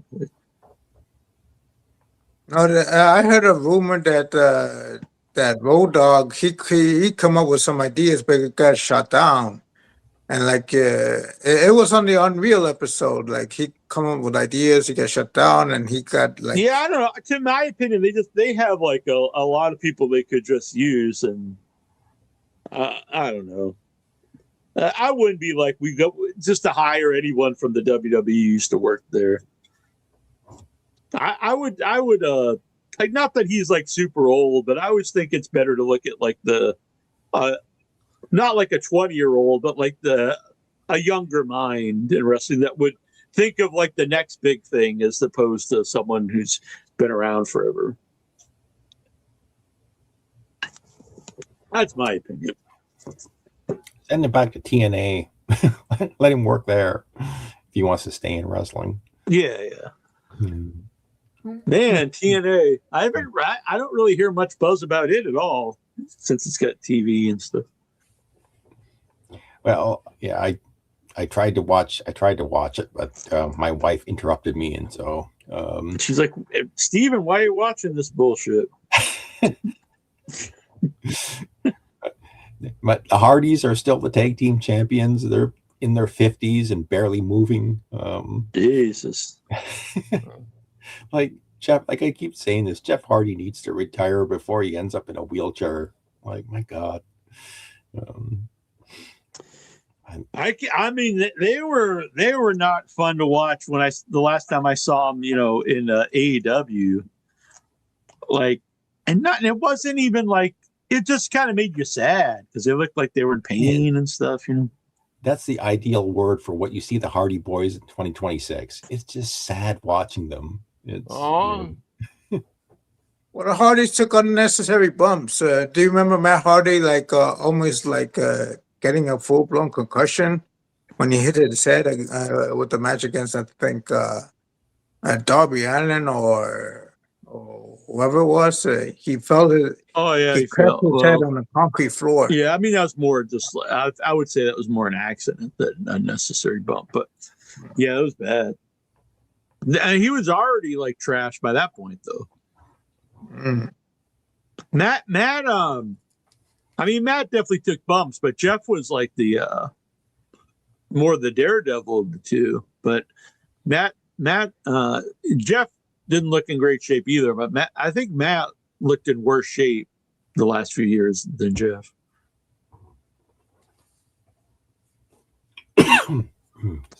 I don't know why. Honestly, like I never really was a big fan of the broken stuff, but it was the most over thing he's done in the last 10 years, and it saved his body from taking a lot of bumps. So I'm not sure why I just didn't stick with it. I think because at the first time, TNA was so bad. This is just from memory because I would watch some TNA at the time, but their television was really bad, and the most entertaining stuff was the broken stuff, and it stood out. But yeah, that was like 10 years ago. So like, yeah. Johnny Cakes, do you have anything before we get to the Raw report? The Girl of Monsoon book's on sale for real cheap right now on Audible. Oh, what is? Girl of Monsoon book. Oh, cool. I'll have to check that out. I saw Dan Spivey has a wrestling book out. This came out in March. I haven't seen it on Audible. Yeah, no, it wasn't on Audible. I like Audible myself. So. Yeah. They're having a store-wide sale to the end of the midnight. Oh, cool. I probably have. I think I have some credits anyway, but. Yeah, but you could save your credits and use them when it's not a sale, and that's true. Some books are very, very cheap. I'm currently reading Project Hail Mary because I really like the movie, so I get the Audible book. One of the Ryans. Yeah, well, I mean, the book was out before them, but they put him on the cover of the book now since the movie's out. They always do that. The I Am Legend book that's around right now has Will Smith on the cover. I was a big fan of the movie, though. It was sold out too. It's free. See, that was a non-horror movie I went to see. Lexar, Project Hail Mary. Nice. It was packed. I always get my seat beforehand, and I like to sit in the edges so I can get up and leave if I want to. And so it's in the corner. So I didn't get the last seat, but I got the second seat. And then this couple came in, and they got their seats. One got the seat on the left and one on the right of me. And I was like, what the hell? And then I looked around. I was like, oh, this place is packed. I was like, you just want to sit together? And like, I can sit. They're like, yeah, if you don't mind. I was like, yeah, that's fine. But I was like, because at first I was like, why did they pick these seats? That's kind of stupid. But they were legit the last two seats. Maybe they wanted a purple. Maybe. Lexar would have been pissed. Hell yeah, I'll be like so angry. I'll probably wasted my money at the movie theater. I could have gone to the strip club. Imagine, Lexar, let's say you win money. Let's say you save up enough to get to Las Vegas to go see WrestleMania. You go and sit down, and boom, there's just a couple sitting there making out. It makes me wish I had enough more money to go to the strip club afterwards. I bet there's a few of them out there in Vegas. Yeah. Hey, Neil and gang. What's up, Chobo? Long time no talk. How you been? I'm good. How are you doing, Anthony? I'm doing good. I saw Mario. Oh, nice. Did you enjoy it? I enjoyed it. Next one will be Mummy and Michael. I'm going to see Faces of Death Saturday. Really, I'm going to a video thing. Sunday I got bowling. I went to a Met game. Oh, cool. When does the Mummy come out? The 17th. All right. It's also next weekend. All right. Yes, I'm doing good. You know, I got the OnlyFans VHS. Oh, nice. Yeah. You like it? On my VCR. It was. So, yeah. So I watched NXT Stand and Deliver. It was awesome. Oh yeah, I saw it too. Yeah, it was you good. Like it? I enjoyed it. It both is on my YouTube and my Rumble account. Right. Yeah, I had a good day. So far. I went to the New York Met game. Oh yeah, who won?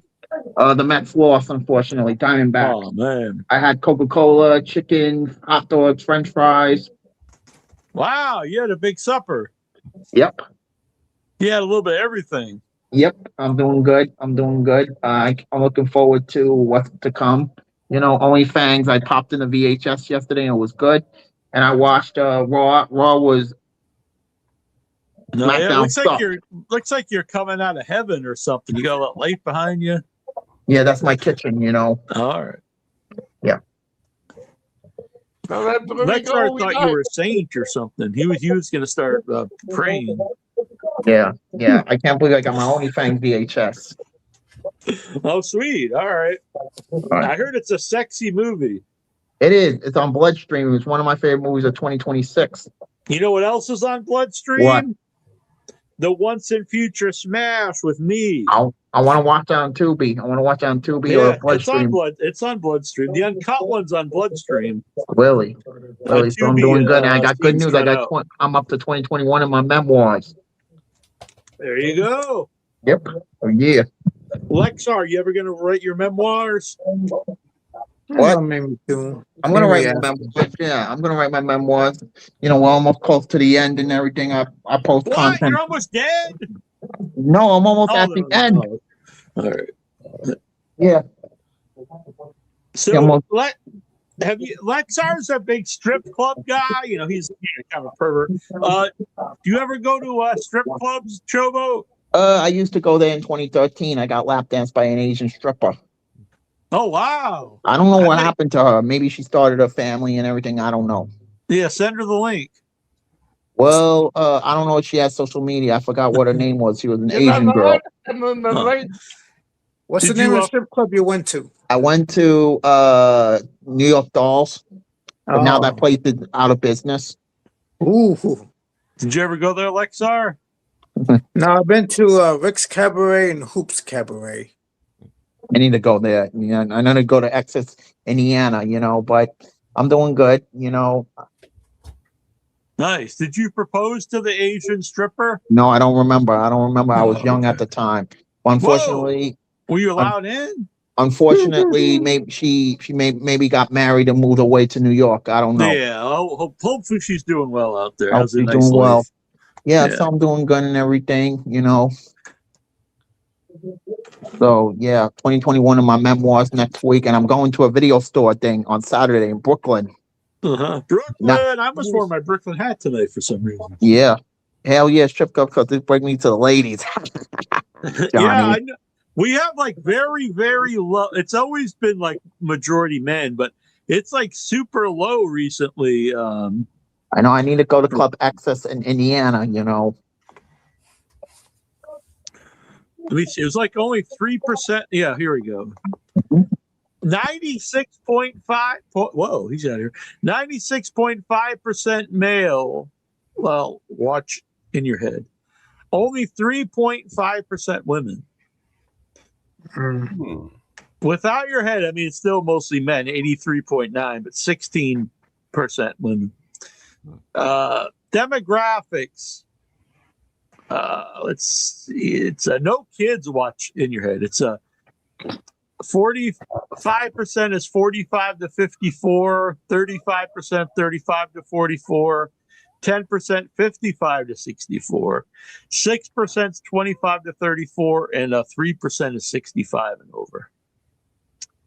Where the horror movie show, it's a bigger range: 26% 45 to 54, 22% 35 to 44, and also 22% 25 to 34, 18% 55 to 64, 3% 18 to 24, 9% is over 65, so some older people, and 0.5% is 13 to 17. So there's like there's some youngins watching the horror movie show.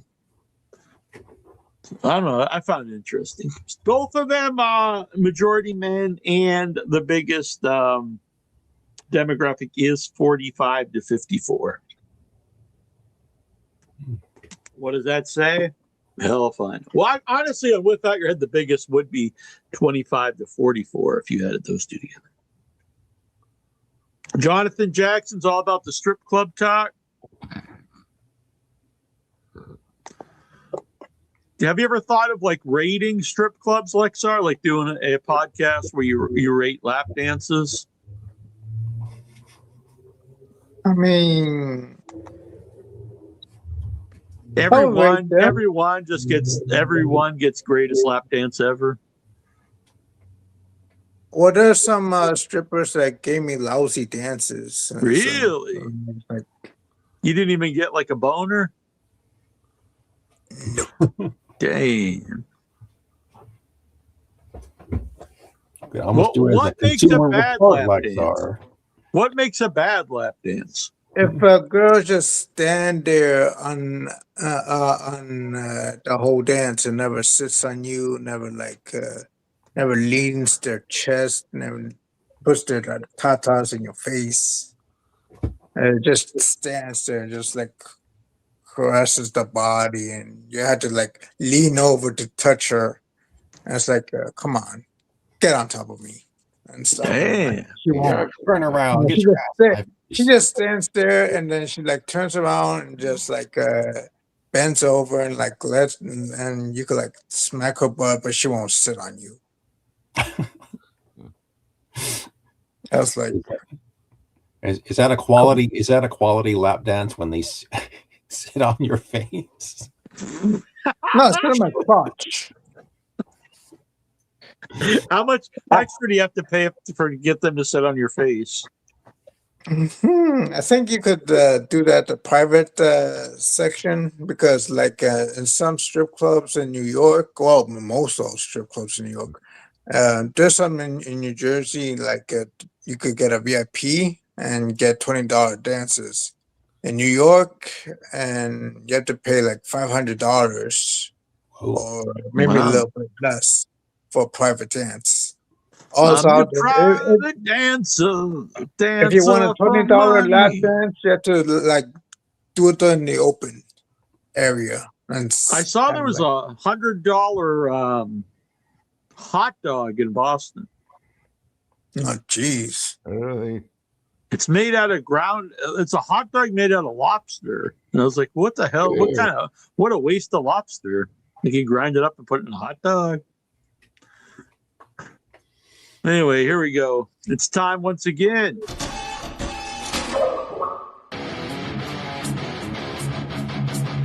Wait a minute, And we, after our 2 hours, a 2-hour wait, let's get to the Raw report. No fucking history. Raw report. Hey. Nature only lives in the Raw report montage. We need to. Maybe, you know what? I'm going to get to work, and maybe the in your head scientist can help.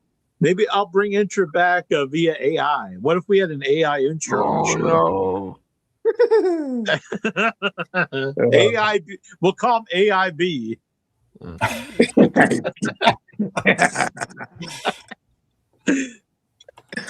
All right, Raw report.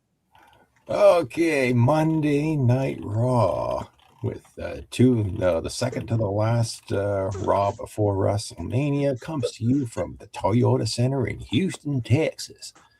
And we get all the usual arrivals, and this includes Mr. Brooks, CM Punk. He's walking in through the building, and the camera follows him right through the gorilla position, right up to the entranceway, and he comes out. Crowd starts chanting, and he comes down to the ring, gets in the ring.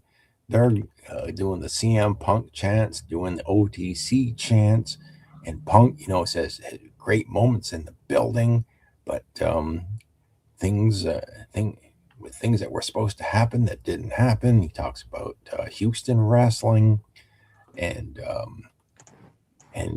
sometimes he wonders, what would Harley Race do? And but he's here to talk about. He does his. It's great to be alive on a Monday night in Houston line. But he's here to talk about Roman Reigns, and when he mentions Roman Reigns' name, the crowd boos. He says 2 weeks ago he got power bombed through a table, but last week at Madison Square Garden, he got his receipt. And then he says, Roman Reigns hates me, but that's good. Because if Reigns hates him, he's exactly where he needs to be. But this was, I can't do this promo justice. You'll have to go back and watch it yourself. But basically, CM Punk delivered a hell of a promo. Once again, he delivered. I think everybody online's talking about this promo. He got some references in to Vince McMahon without mentioning his name. There's a lot of references to Vince lately on here. Yeah. I predict he'll be back. He's going to come back within the year. So I was going to ask you this before. I read that Vince, I'm not sure if this is true or not. I'll wait until it actually happens. Vince inducting Stephanie into the Hall of Fame. I'm gonna when I watch the Hall of Fame ceremony, that'll be. I want to see if Triple H does it or Vince shows up. That'll be something. Anyway, Punk.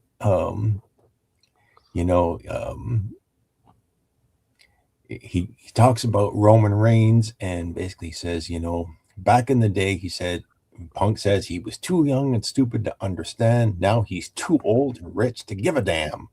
So he understands why TKO sends Roman Reigns beltless onto Jimmy Fallon, because he is safe and he is plastic. But as far as he's concerned, you never know what he's going to say. Punk says, you never know what I'm going to say. Why is it he's done half a dozen movies and television shows and he doesn't miss a day? whereas Roman Reigns, he says Roman Reigns isn't here, and the crowd boos when he tells fans Roman Reigns isn't here. So Reigns thinks he's The Rock. Well, at least The Rock is a Hollywood movie star. Correction, he was a Hollywood superstar, and gets a shot in at The Rock.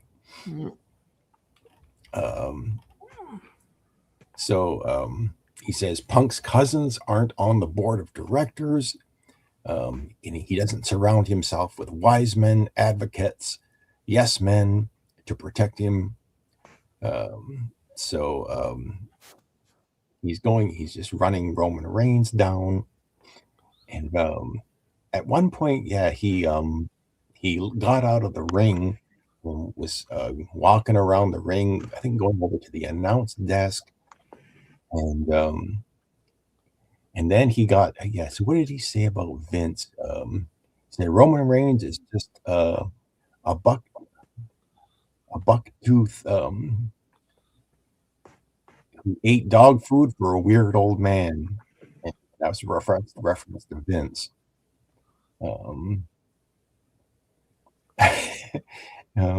That weird old man, he says, that weird old man treated me like a dog and expected me to smile.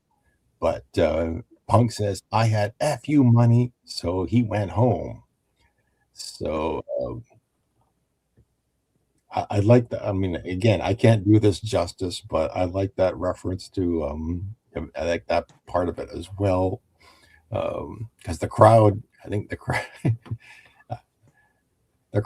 I don't know. I think they didn't know how to react to that.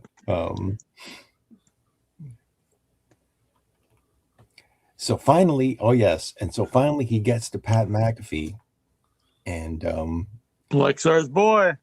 He calls Pat McAfee a hillbilly. He thinks he can come into his business, run his mouth, and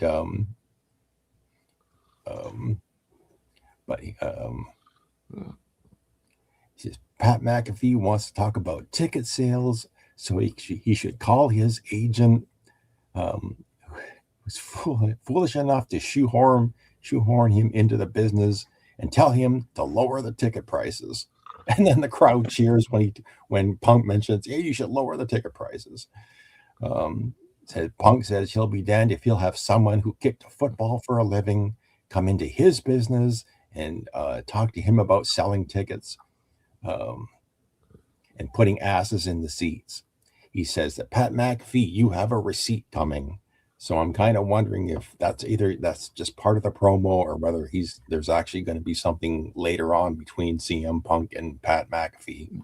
In which case, I hope CM Punk would just kick Pat McAfee's ass anyway. But yeah, I can't do this justice, but I thought this was one hell of a promo. Another one of CM Punk's fantastic promos building to this match. I almost want to say the best segment of the whole show. Punk,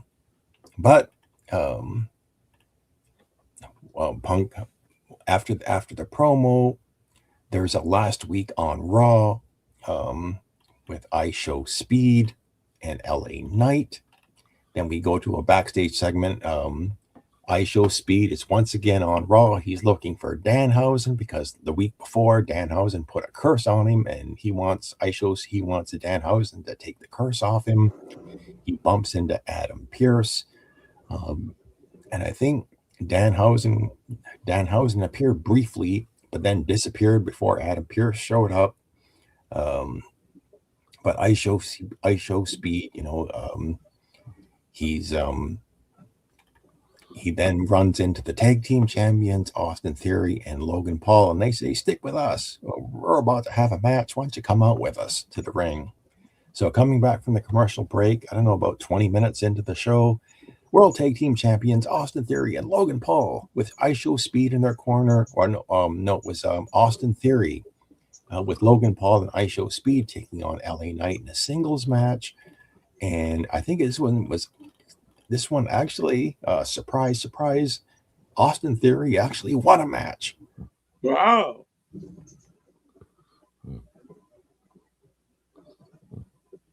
Uh-oh. Did he freeze up on? The Austin Theory talk gotten Steven very excited. Yeah, he gets everyone pumped. Mm-hmm. So like actually here I am. I'm back. Sorry, I've been this has been happening all night. I had a great week last week with no problems, but here I am. Anyway, okay, so the Usos came down to the ring, but eventually LA Knight got distracted. Surprise, surprise.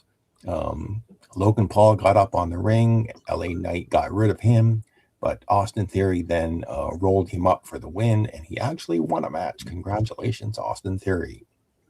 But Austin Theory and Logan Paul took a powder, leaving ISO Speed alone in the ring with the Usos and LA Knight. And then I think they were gonna beat up ISO Speed, but Logan Paul saved him, and the heels went up the rampway with ISO Speed, and eventually Adam Pearce made a 6-man tag team match for WrestleMania. Austin Theory, Logan Paul, and ISO Speed against LA Knight and the Usos. So somewhere on the card, there's going to be a 6-man tag team match to get this celebrity involvement. So when we come back, Michael Cole talks about what happened on SmackDown on Friday and Pat McAfee.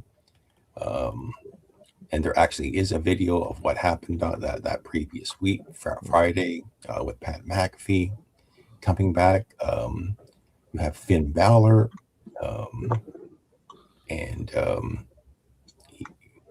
they're promoting he's going to face JD McDonough is the next match. So you come back from the commercial break.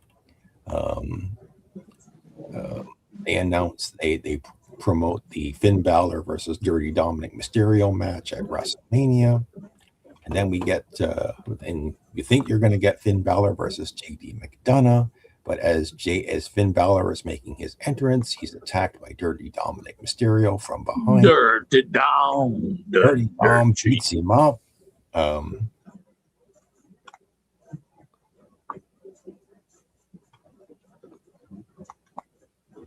Okay. The suspense is killing me. Hey. JD McDonough helps out. I'll be back. I'm back.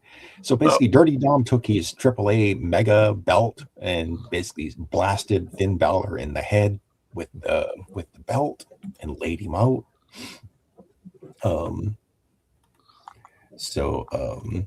That left Finn Balor laid out. So then there's an interview. It's a pre-tape with AJ Lee and Becky Lynch. I didn't really this seemed very well scripted, so I really didn't like this. I wasn't at all interested in that. So then you have was this a tag team match or was this a singles match? No, it was a singles match. It was Lash Legend with Nia Jax in her corner versus Bayley with Lyra Valkyria in her corner.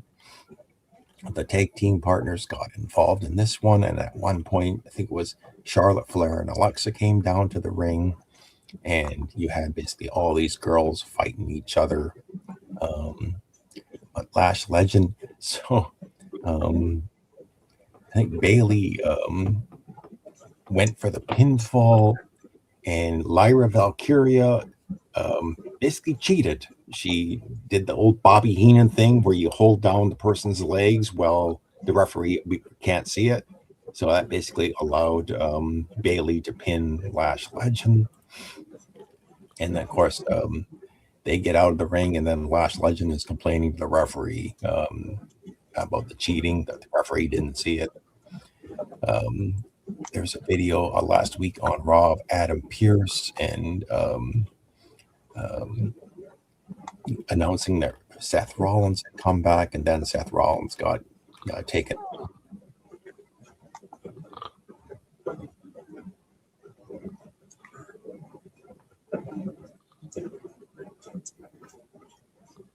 What are they going to do for main events once like Punk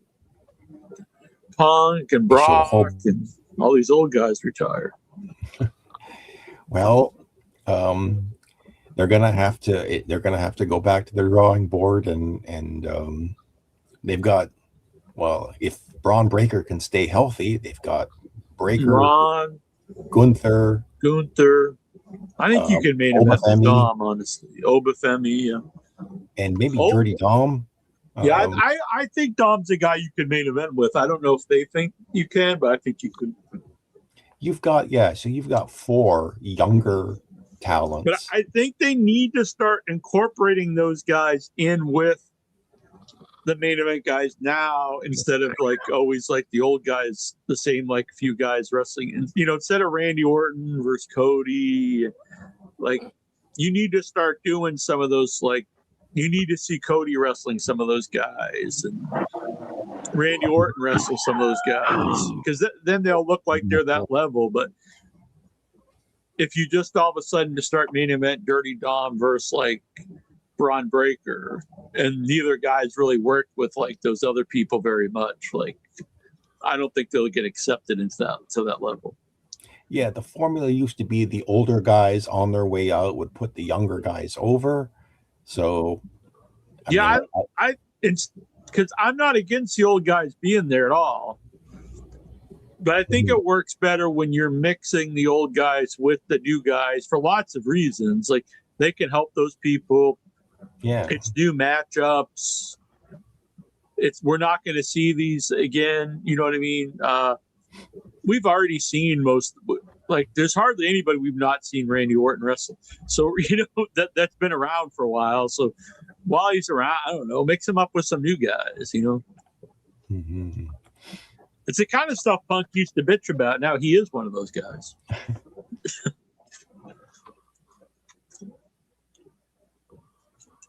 And I'm a Punk fan. I think he's great. That's not like I don't think he should be there or anything. I'd prefer to see him working with like some new people. Black. So Seth Rollins comes out. He's all dressed in black. He tells the crowd to sing his song. The crowd responds, and then he admits, he doesn't have.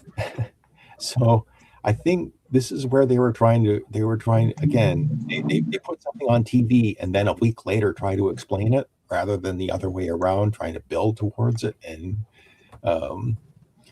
he basically tries to explain why he's in a feud or a WrestleMania match against Gunther, because there's really nothing between these two in the past.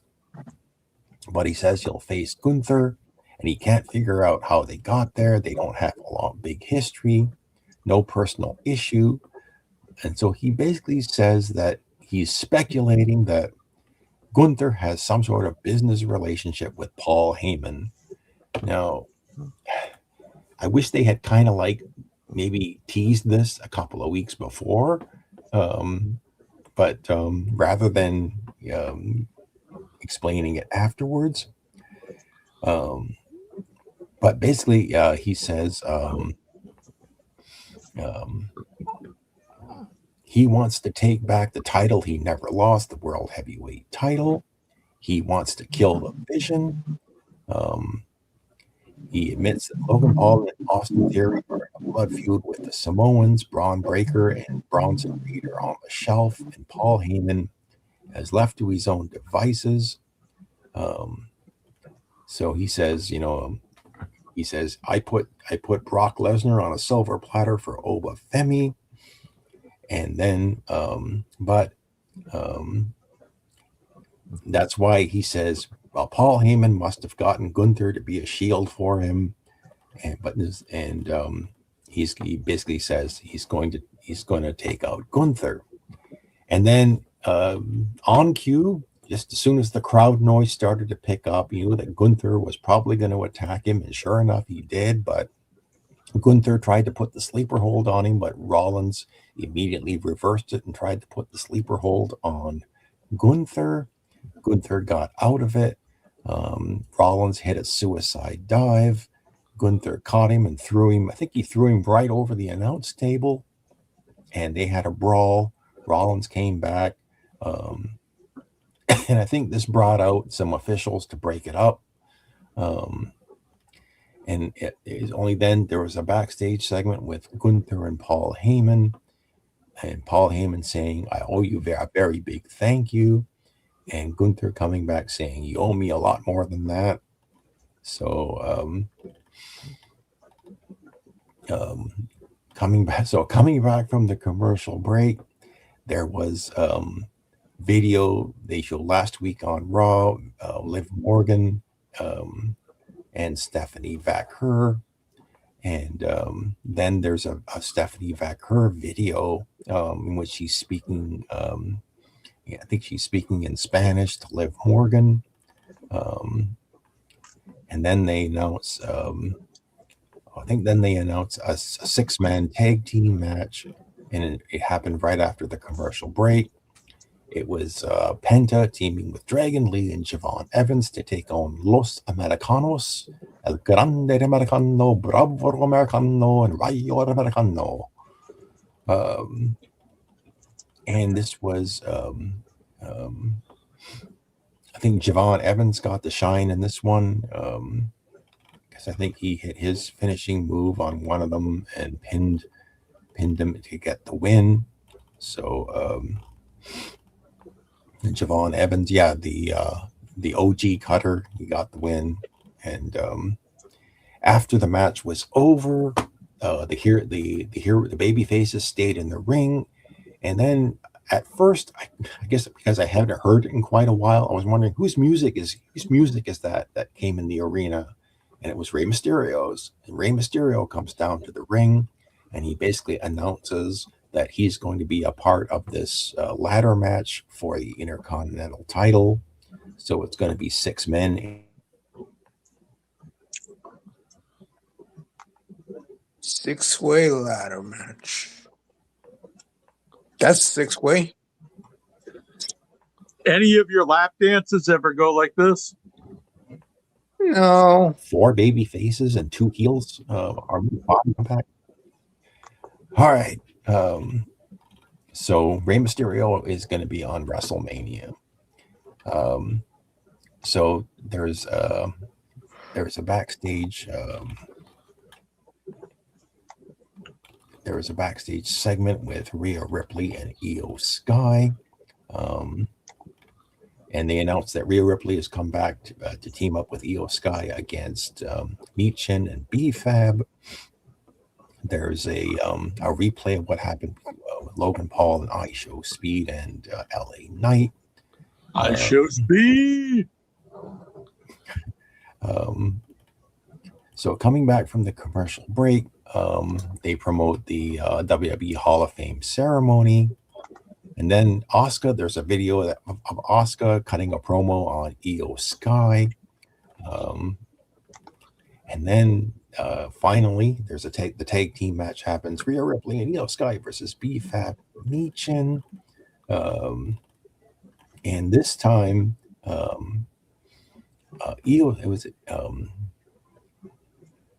Io Sky got the win on B-Fab, but Jade Cargill, who's at ringside, then they did a beatdown again. Basically, they beat up the baby faces in the post match. What's her name? B-Fab and Michin. They grabbed Rhea Ripley, held her at in one of the corners, and forced her to watch as Jade Cargill beat up Io Sky and gave her the jaded and left her laying. And then the heels took a powder, and the segment ends with Rhea Ripley checking on Io Sky. So then there was this clubhouse segment. You had Dirty Dom, and Liv Morgan, Raquel Rodriguez, and JD McDonough, and they're promoting. I think they promoted the ladder match because I think JD McDonough is in the ladder match. But then all the guys take a powder and just leave. And then I think Raquel then I think Raquel left because I didn't see her in this segment. But this is the segment where you had Liv Morgan and Liv Morgan and Roxanne Perez were like face to face talking to each other. And then all of a sudden, this happened so fast.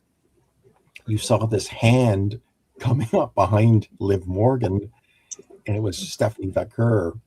And she just whacked Liv Morgan. And Liv Morgan, I guess because Raquel is so tiny and then Liv Morgan is so tiny that they just kind of bumped heads like before anybody could do anything. And I was watching the Stevie Richards podcast, and he just kept replaying this over and over again. And he said, "Listen to the sound of the cracking heads," and it sounded pretty awful. Anyway, and he played it back in slow-mo several times. This was pretty bad. And afterwards, Liv Morgan posted some pictures on Twitter, and she has this big red welt on her head. And I was reading that both of these girls are in concussion protocol. And, like I said, there's a week and a half to go to WrestleMania. And I guess they're going to have to check and see if, Liv Morgan's going to be okay for the WrestleMania match. But it was pretty bad. So finally, the main event, I think this was the main event segment of Raw, was the contract signing of Brock Lesnar and Obafemi.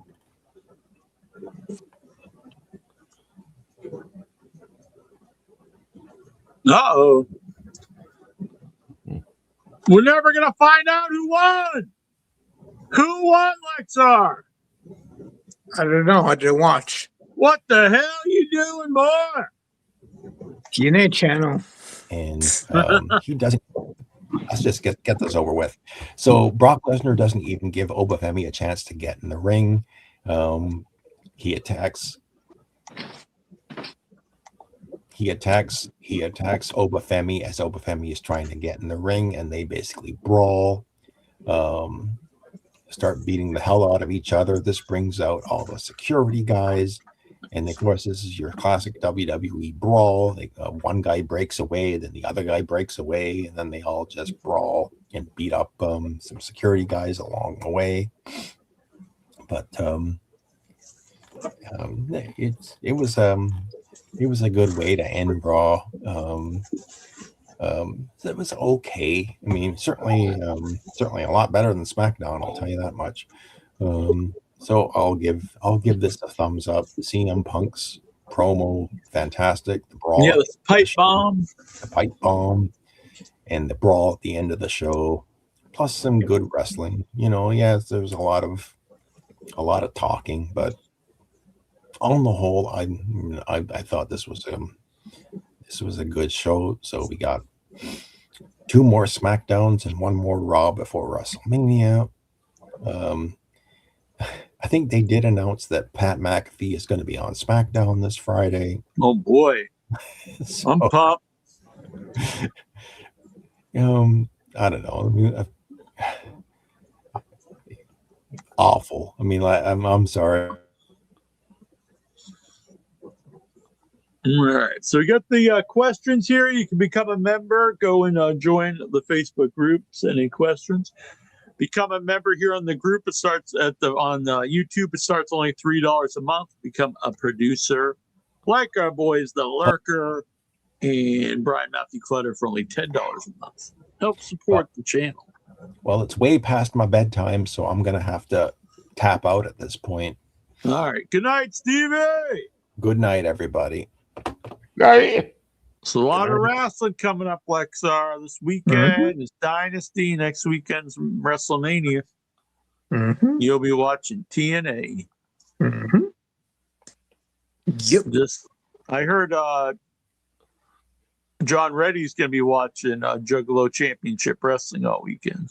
Oh yeah, it's on somewhere on YouTube. Larry And the Smith power. wants to know, is this a question before WrestleMania? Who do you think is Randy Orton's mystery caller? Well, we already found that out. I started putting up the questions in advance, so you can send them in throughout the week. If you watch SmackDown this Friday, April 3rd, thoughts on the mystery caller? We went over this. Not good, I would say. Not good. Were you riveted, Lexar, when you heard that the mystery caller was Pat McAfee? Not at all. Who gives a fuck?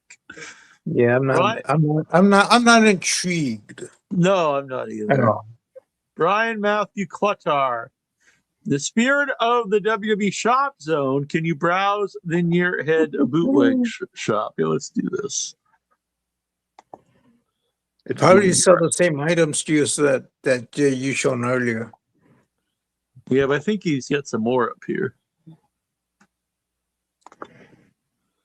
All right, here we go. Maybe a Look at plastic. This is the Lexar shirt. Yeah, but it's wrong. You see this? The V-neck. Oh, it's a V-neck. Oh man. Well, that's why it's the bootleg shirt. Okay.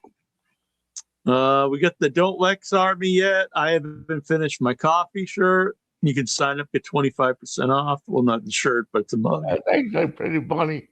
Now, Neil, you're a huge coffee drinker. Were you drinking out of that cup? Well, the thing is, I drink out of a thermos or because I like it extremely hot. So I like a coffee thing that keeps it hot. Hulk Hogan thermos. Yeah, that's what I'm going to start. I should sell the Hulk Hogan thermos shirt. Power Goat and Juju shirt. That was cute. Are you wearing that, Lexar?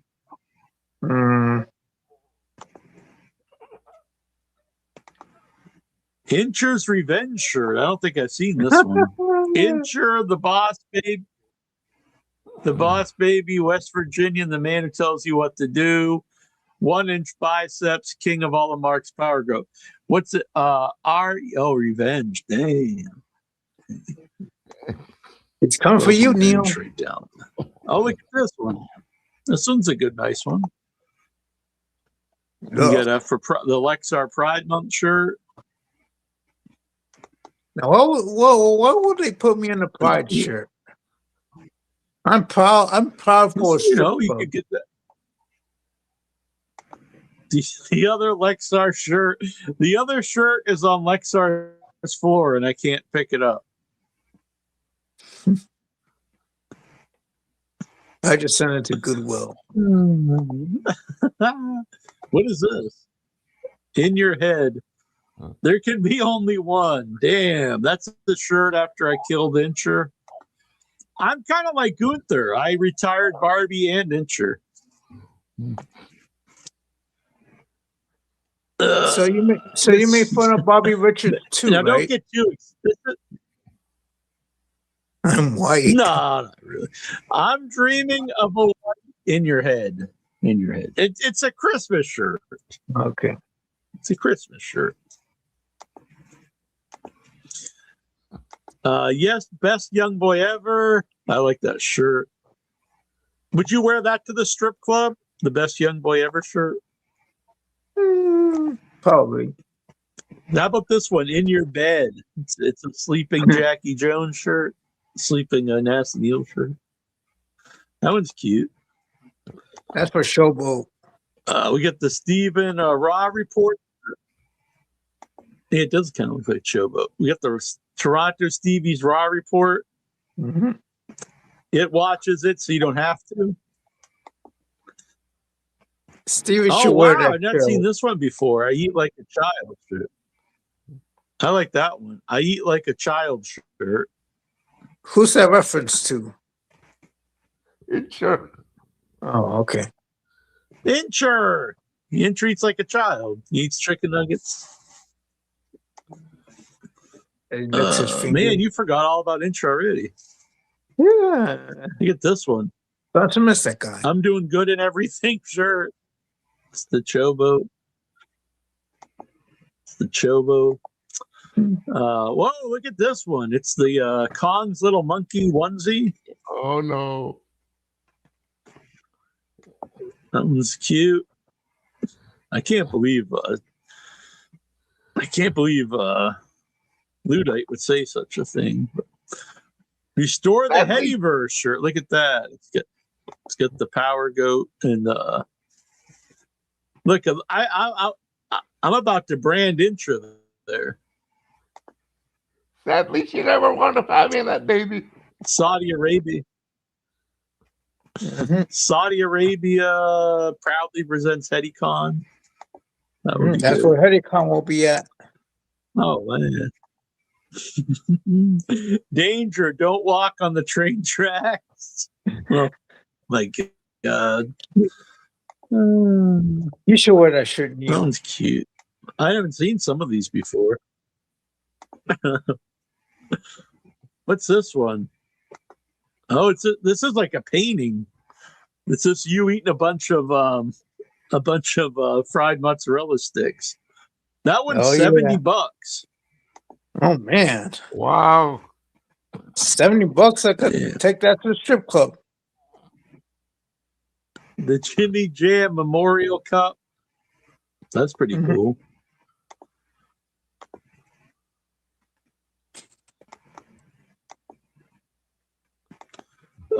What's this? I've never seen this. In your head. Oh, the new wave order. New dot wave order. Uncompressed audio since yeah, back in the day we did wave files because our old well, he's not our old, he's our old and current webmaster. He didn't believe MP3s would take off. He was a wave file guy. Those I'm things are like 6 stars in Japan. Now that's a good shirt. I'm 6 stars in Japan. I like that one. Oh wow, look at this. The Make Believe Garden shirt.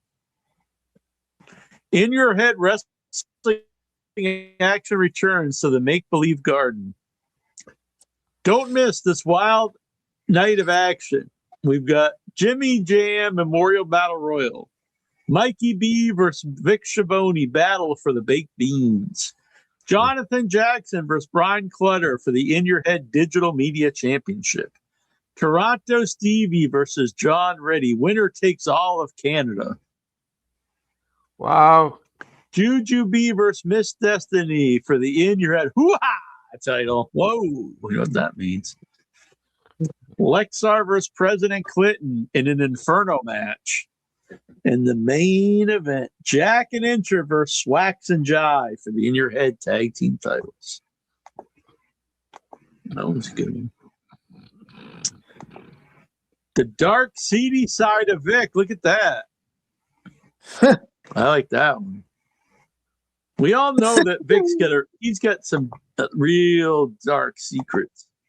Yeah, dark demons. Juju B, more like poo poo pee. Hey, Uh-oh. look at this, Lexar. What's that? I hear voices in my head. This is a Lexar shirt. The wrestling mats, they understand. They talk to me. Is that true? Do you talk to the wrestling mats? No. It's the WV shirt. This is the actual definition from the Urban Dictionary. When someone in West Virginia shits their pants because of being too lazy to go to the bathroom, either accidentally or intentionally, if they can't be bothered. JD was getting close to his high score on his favorite pinball machine, and he had to take a dump. He decided to do the WV and just shit his pants instead. That was submitted by some guy named Nasty Neal Lee to Urban Dictionary, whoever that is. Check that oil. Thumb in the bum shirt. The thumb in the bum shirt. Now he bootlegged my design. This really is a bootleg site. He bootlegged my design. Mm. I was going to put that on Amazon. Oh, we had this one before. Make Arson Great Again. The Lexar hat. I think this is this. Is this the same? Yep. Yep. Make-believe garden. And look at this. The Bone. The band up. That's from the old Raw. Someone sent in a script they wrote for Raw. Yep. So there we go. That is the bootleg in your head Zazzle site. You can buy yourself some bootleg in your head merch. Mm-hmm. Is there a way to throttle the number of new shares people can put on Facebook page in a short amount of time? Yes, there is, actually. It may have done that. Netflix, this is Lexar. Netflix has dropped the trailer for the Hulk Hogan, the Real American documentary coming later this month. Are you intrigued? I didn't know that. Yeah, I am intrigued. Is it a negative, like, look at him, or a positive look, or a mixed Just watch the trailer. Good point. Lexar, Mike Santana's TNA contract is expiring soon. Thoughts? I heard that people are saying that WWE has interest. I just don't really see it in the guy, but good for him if he can do something.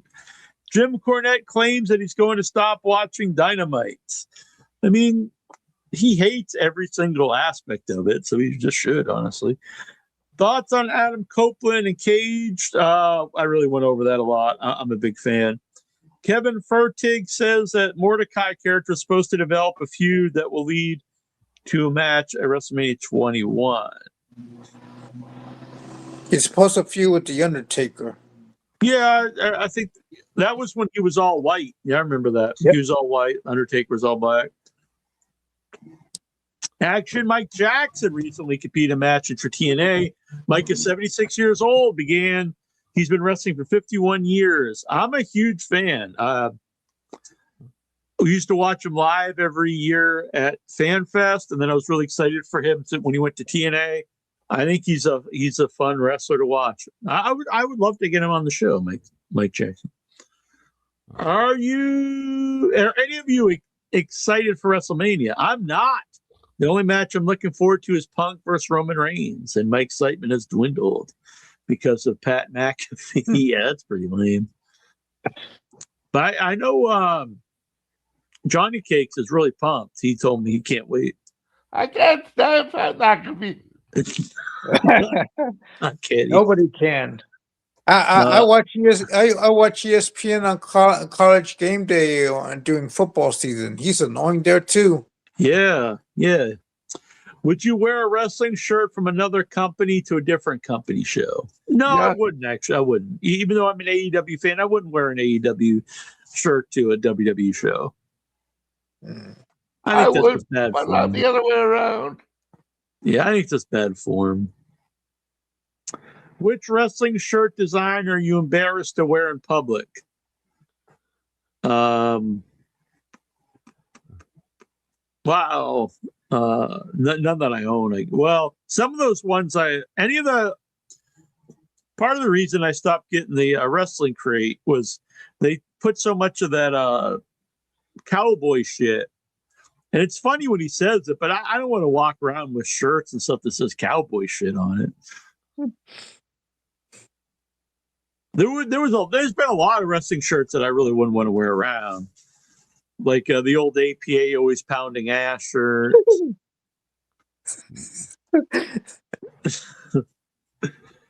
How about one of those shirts that you just checked out at the bootleg in your head shop? Oh yeah, I probably wouldn't wear any of them.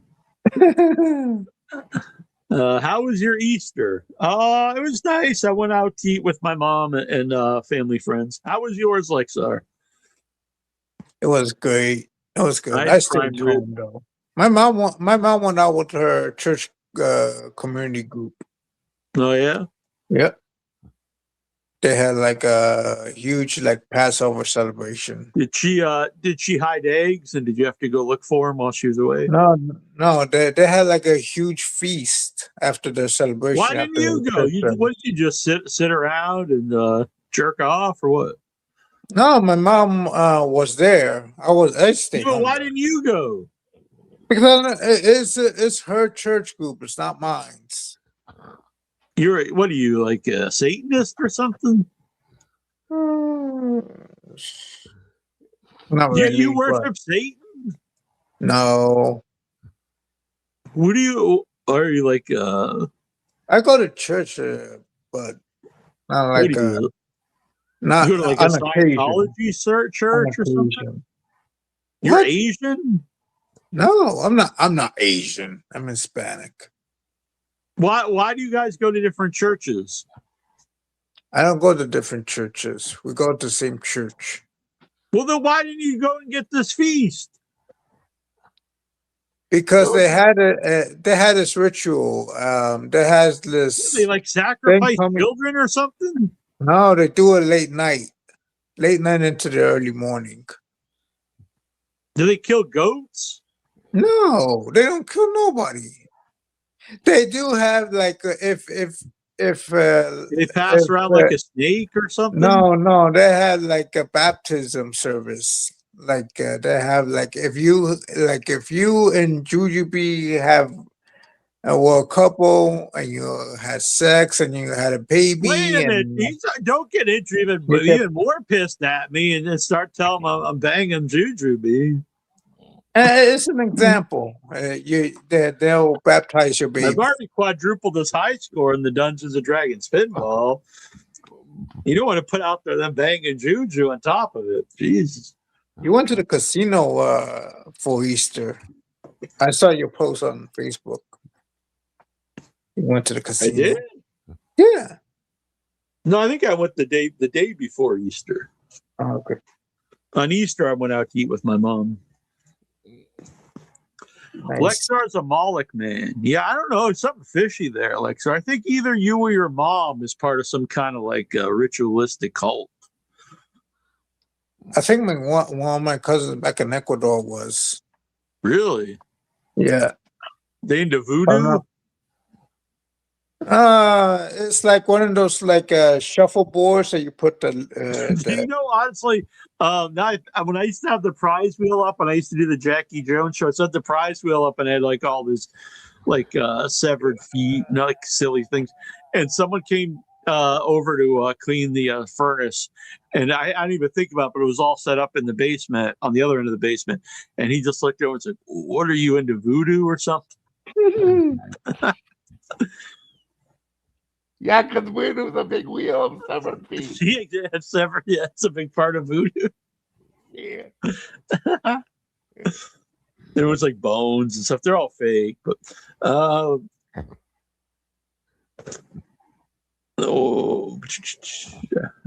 do you like sleeping on a hammock? I've never slept on a hammock, but when I stayed in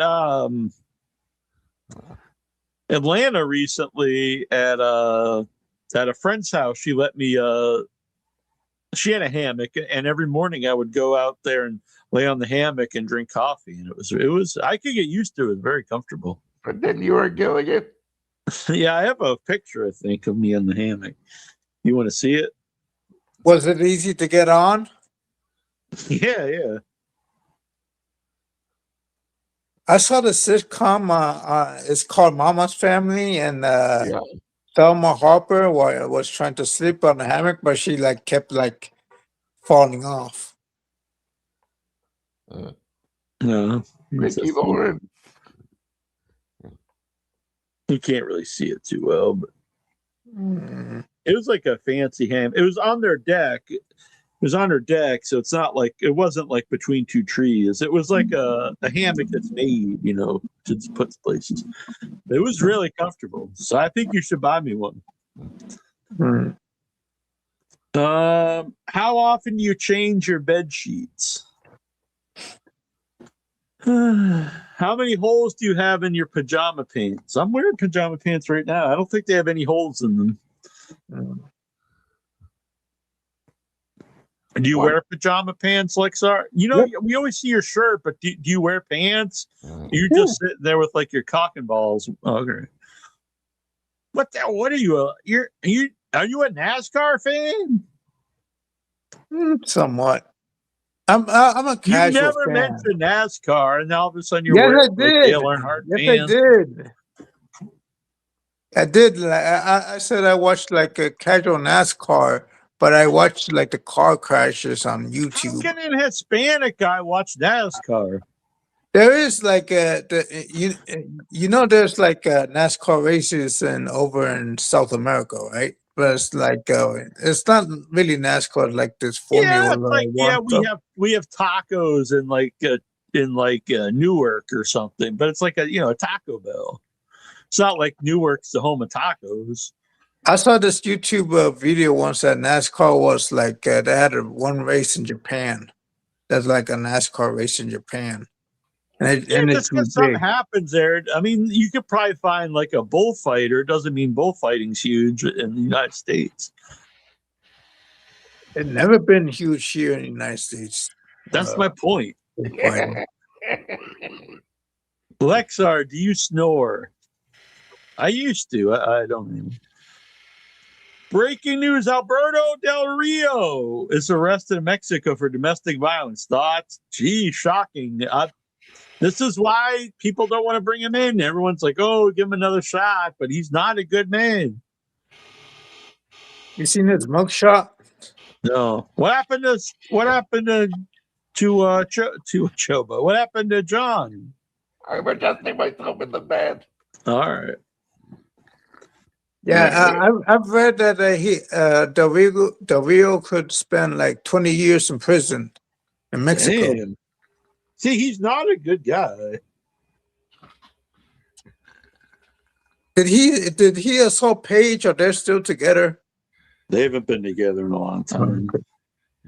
Holy fuck, he looks fucking insane. Look at him. That's not that's not his like recent. That's the old one? Yeah, that's the Does he old look one. like that? Looks that's the face of a killer. He has a If you beard saw now. that guy looking at you, you'd be like, holy fuck, this is the last thing I'm ever gonna see in my life. Yeah, he has a beard now. He has like a mustache and beard, Oh yeah, damn. and looks wasted. He's wearing your shirt. I know. He looks like you there. Mhm. Is that Maybe your it is is. that your role model?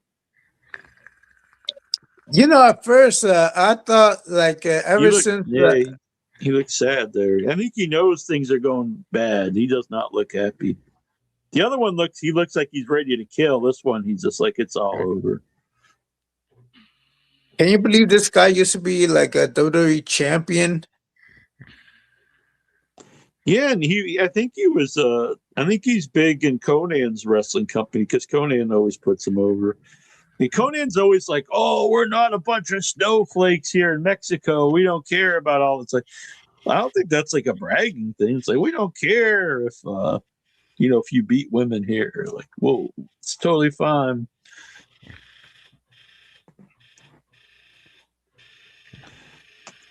All right. All right. Looks like I'm tapping out too. So All right. Good night, bitch. No, good Good night, night. Lexar. You're good. You're a good guy, Lexar. We love you here. sure you do. All right, Nikhil. 1 year ago today, Ray Phoenix arrived in the WWE. Has it been a success? Hell no. It's been a fucking bomb of epic proportions. I'm still upset with TNA for dropping the ball with Fortune, AJ Styles, Frankie Kazarian, James Storm, and Bobby Roode.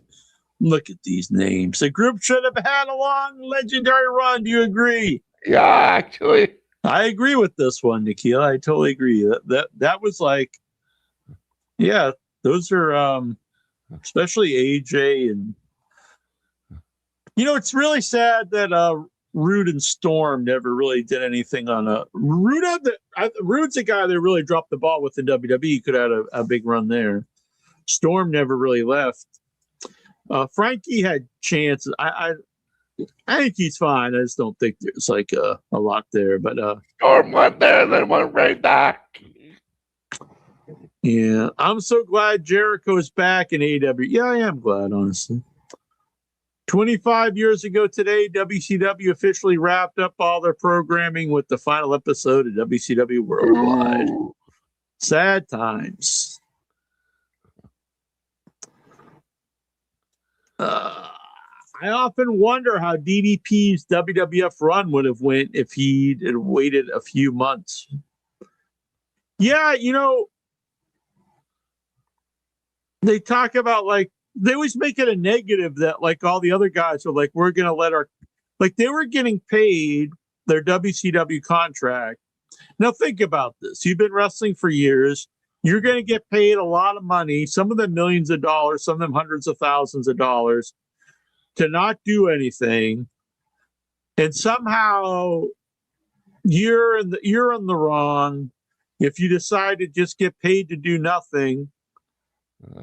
Instead of like them buying out your contract for a fraction of the money so you could go to WWE to wrestle and get paid less. Like, no, that would be stupid. And honestly, almost everyone who did that, it turned out terrible for. They like made them into idiots. So, yeah, true enough. We need to stop comparing celebrities from 1985 to celebrities in 2026. Mr. T was one of the most recognizable people on planet Earth. Cyndi Lauper was a megastar. Muhammad Ali was a god. You give me a celebrity of that size for WrestleMania and nobody would be shitting on it. Thoughts? I mean, I want to completely agree with that, but I have to be honest. A lot of these current ones, even though I don't know, I didn't really know Jelly Roll. I didn't know Bad Bunny at all, but I can't deny that they're big stars because Bad Bunny is like the top selling musician in like the world, and just did the halftime show at WrestleMania at the Super Bowl. So just because I didn't know him, doesn't mean he's not like well known. So it could just be I'm just out of the loop. Pokemon premiered 29 years ago today. One of my favorites. Wow, 29. I've never watched Pokemon. Pokemon's definitely was something that I was too old, I think, when it came out. Yeah. To get into. So I have nothing against anyone who likes it. It's Dynasty we went over. TNA World Champion Mike Santana could soon be weighing a major career decision. According to reports, Santana's current deal with TNA Wrestling is set to expire this summer, putting the reigning world champion on the verge of free agency and leaving his long-term future up in the air. Where will he go? I just don't see him being a star anywhere besides, I guess, TNA's. But if he thinks he can do it, go for it, I guess. During a recent episode of AEW Collision, it was announced that both Kyle Fletcher and Mark Quinn are currently out of action for a long time. Thoughts? That's really a shame. I mean, it's a shame anyone gets hurt, but it's a more of a blow to the company for Kyle than it is Mark Quinn. But I hope both of them get well. Thoughts on Tony Khan going on? I talked about this earlier. I need to watch it. I'm actually interested in this. Kane in 2002, post WrestleMania 18, was one of the hottest WWE acts in the entire company. He was. Maybe he was. I don't know. Man won the tag team titles with Hurricane. I remember that, but I wouldn't really say that was like the hottest thing going at the company or anything. Names that wrestled at WrestleMania 41 that are currently set to miss WrestleMania 42. Interesting. Tiffany Stratton. Wow, that's weird because she was like world champion at the time. I remember like they were really talking about her being future of the company. Io Sky. Wow. Damian Priest, that's another guy people are really high on. I've never really seen much in the dude. New Day, I'm a big New Day fan, but they're definitely on their way out. War Raiders, Naomi, well, I guess she just had another baby. Ray Phoenix is just a total bomb in WWE. Chad Gable, wow, Bianca Belair is injured. Raquel, I'm not really sure who that is. AJ Styles retired. Joe Hendry. Everyone told me last year when I made fun of it, like, oh, this is huge for Joe Hendry being squashed by Randy Orton. Yeah, it's done him wonders. And Braun Breaker is also injured. Triple H speaks on Cody Rhodes smashing the throne in AEW. I remember when people brought it to me and were showing it to me, and I was like, fuck yeah, all right, good for him. If you believe Triple H wasn't secretly fuming, you need your head examined. Do you agree? Yeah, I don't believe anything WWE says on any of that kind of stuff. Lexus King formed a new faction called Birthright. Look, if you're going to do these things, so if Lexus King is starting a faction called Birthright, which plays off the fact that he's the son of Brian Pillman, just call him Brian Pillman Jr. They do this all the time. They're like, Curtis Axel is the son of Kurt Hennig, Mr. Perfect.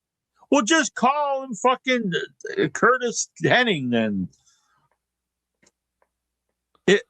They tell you that Braun Breaker is a Steiner. And if you have a faction of people, and the whole point is that they're the children of other wrestlers, but yet they all have different names, it's just stupid. Did it hurt Charlotte Flair being Flair? No. Did it hurt Cody Rhodes being Cody Rhodes? No. Who else is in this team? Channing Stacks Lorenzo.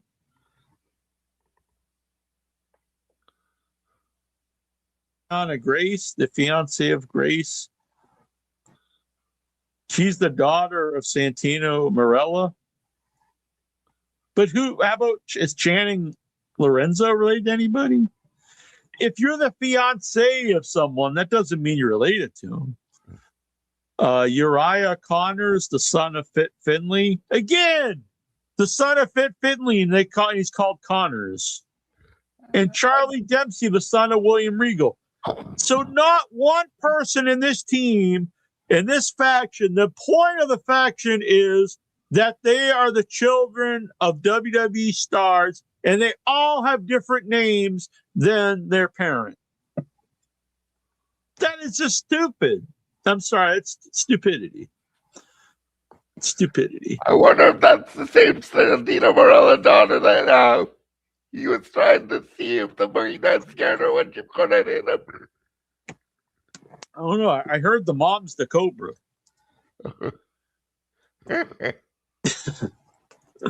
Well, thank you guys. Next week, we're going to be back on Wednesday, too. We may do 2 shows because I may do some type of post show for the pay-per-view. Either Sunday just gets too late because the pay-per-views are long. So maybe we'll see. I might do a show Tuesday or Monday, all just about Dynasty. And then on Wednesday, we will be live with Dusty Wolf, former WWF enhancement talent. He was Dusty Wolf, renamed Dale Wolf when Dusty Rhodes came into WWF because they didn't want 2 Dusties. He was also one of the Doink the Clowns. He wrestled in 25 different countries. Wrestled on the Indies. Was around a long time. Dusty Wolf. Yeah, one of the regulars. You'd see him all the time on the show. He was also enhancement talent in WCW. So I think this will be a cool interview. I've been friends with him a long time on Facebook. We're aligned politically. That's all I'll say about that. So, but I'm looking forward to this. It'll be good. It'll be good. Dusty Wolf. We tried. He was going to come on the show years ago. For whatever reason, it didn't work out. But this one's all set. There's no money involved, so it'll be good. And also, I talked to Rip Rogers earlier. Rip Rogers is going to be making his return to the show. I love Rip Rogers, and Rip Rogers, I loved him as a wrestler, and he was a great interview.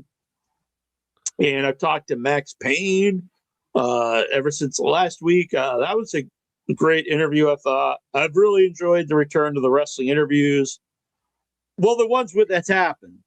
People who want money right before you go live, not so much.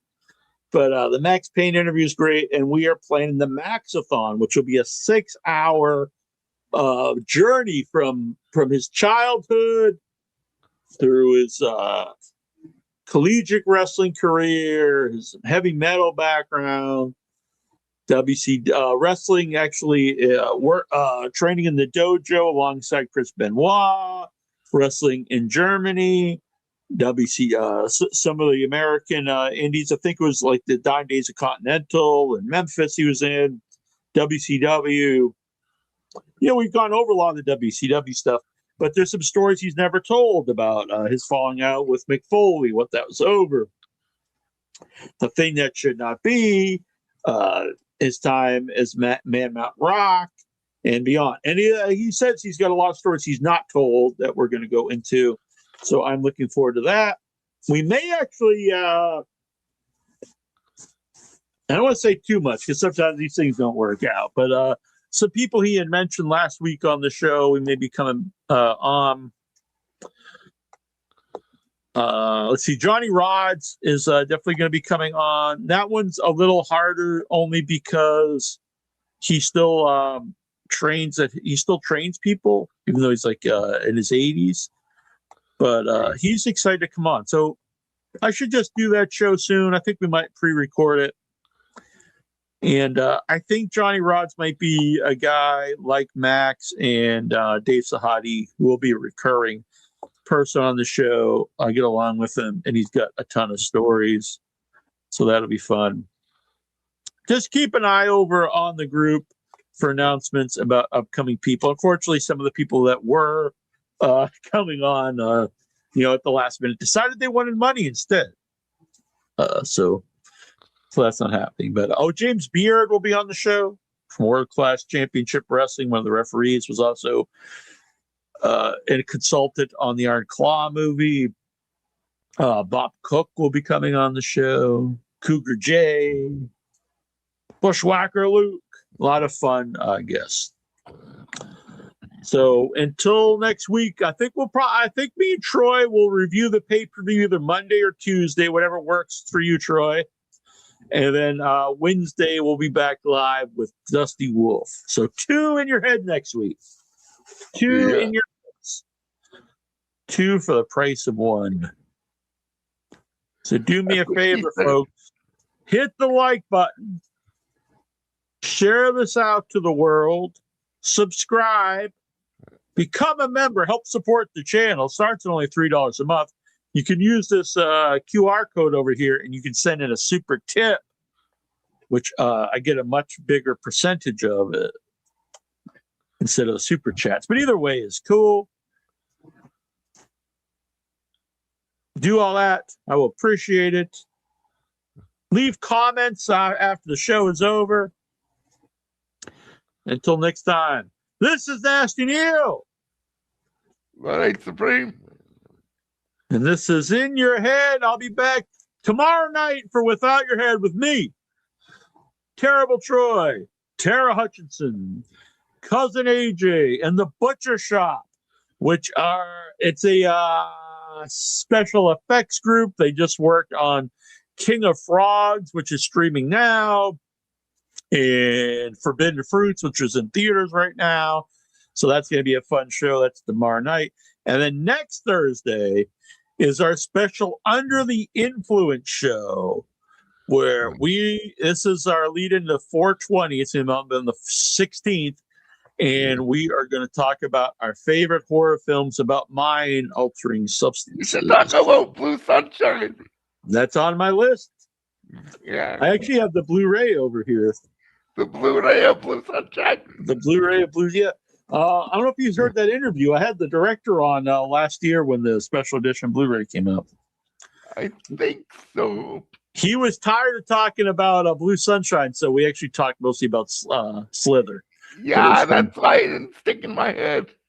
Yeah. He was like, I asked him to come on. He's like, yes, but can we not talk about Blue Sunshine? That's all I've talked about for the last few months. I was like, that's totally fine. But maybe we'll get him back on actually here in the near future to talk about Blue Sunshine. Maybe he'd be fine to talk about again. He's one of the guys who actually asked me, he's like, Neil, what's all this stuff with you and Stuttering John? And I was like, oh, I don't know how to explain this. But all right. That holds up. I watched it a few years ago. It still holds up. Yeah. It's a really wild movie. I was telling some of the group Blue Sunshine. I was telling some movies I think maybe they wouldn't think about, but it'll be a fun show because I think some of our people will really just have kind of like the pot humor jokes, and some people, myself, I don't know if I'll even have anything like that. I'll probably have some more weirder stuff on my list. So I think we'll probably keep it to 5 because 13 makes the show very long. And I think we're at the moment 7 people, possibly 8. And then we'll also take video calls. So it'll be a fun show though. Take care. All right. See you guys. Good night. But I would like to bring that back to In Your Head too, the round tables. We used to do those on the old audio show where we have like some kind of topic, and then we have a group of people on here, and we have a list, whatever, top 10 or whatever, theme songs or different topics. So anybody out there, if you have a fun topic for an In Your Head roundtable, send in your suggestions either on the group or you can email me at iyhwrestling@gmail.com. All right. Good night, everybody. See you. Andre the Giant. Andre was big, yeah. It was not small, no. Andre could drink, and he could fight. Drink, and fight. Andre was big, yeah. It was not small, no. Andre could drink, and he could fight. Drink, and fight. Andre the Giant. Andre was big, yeah. It was not small, no.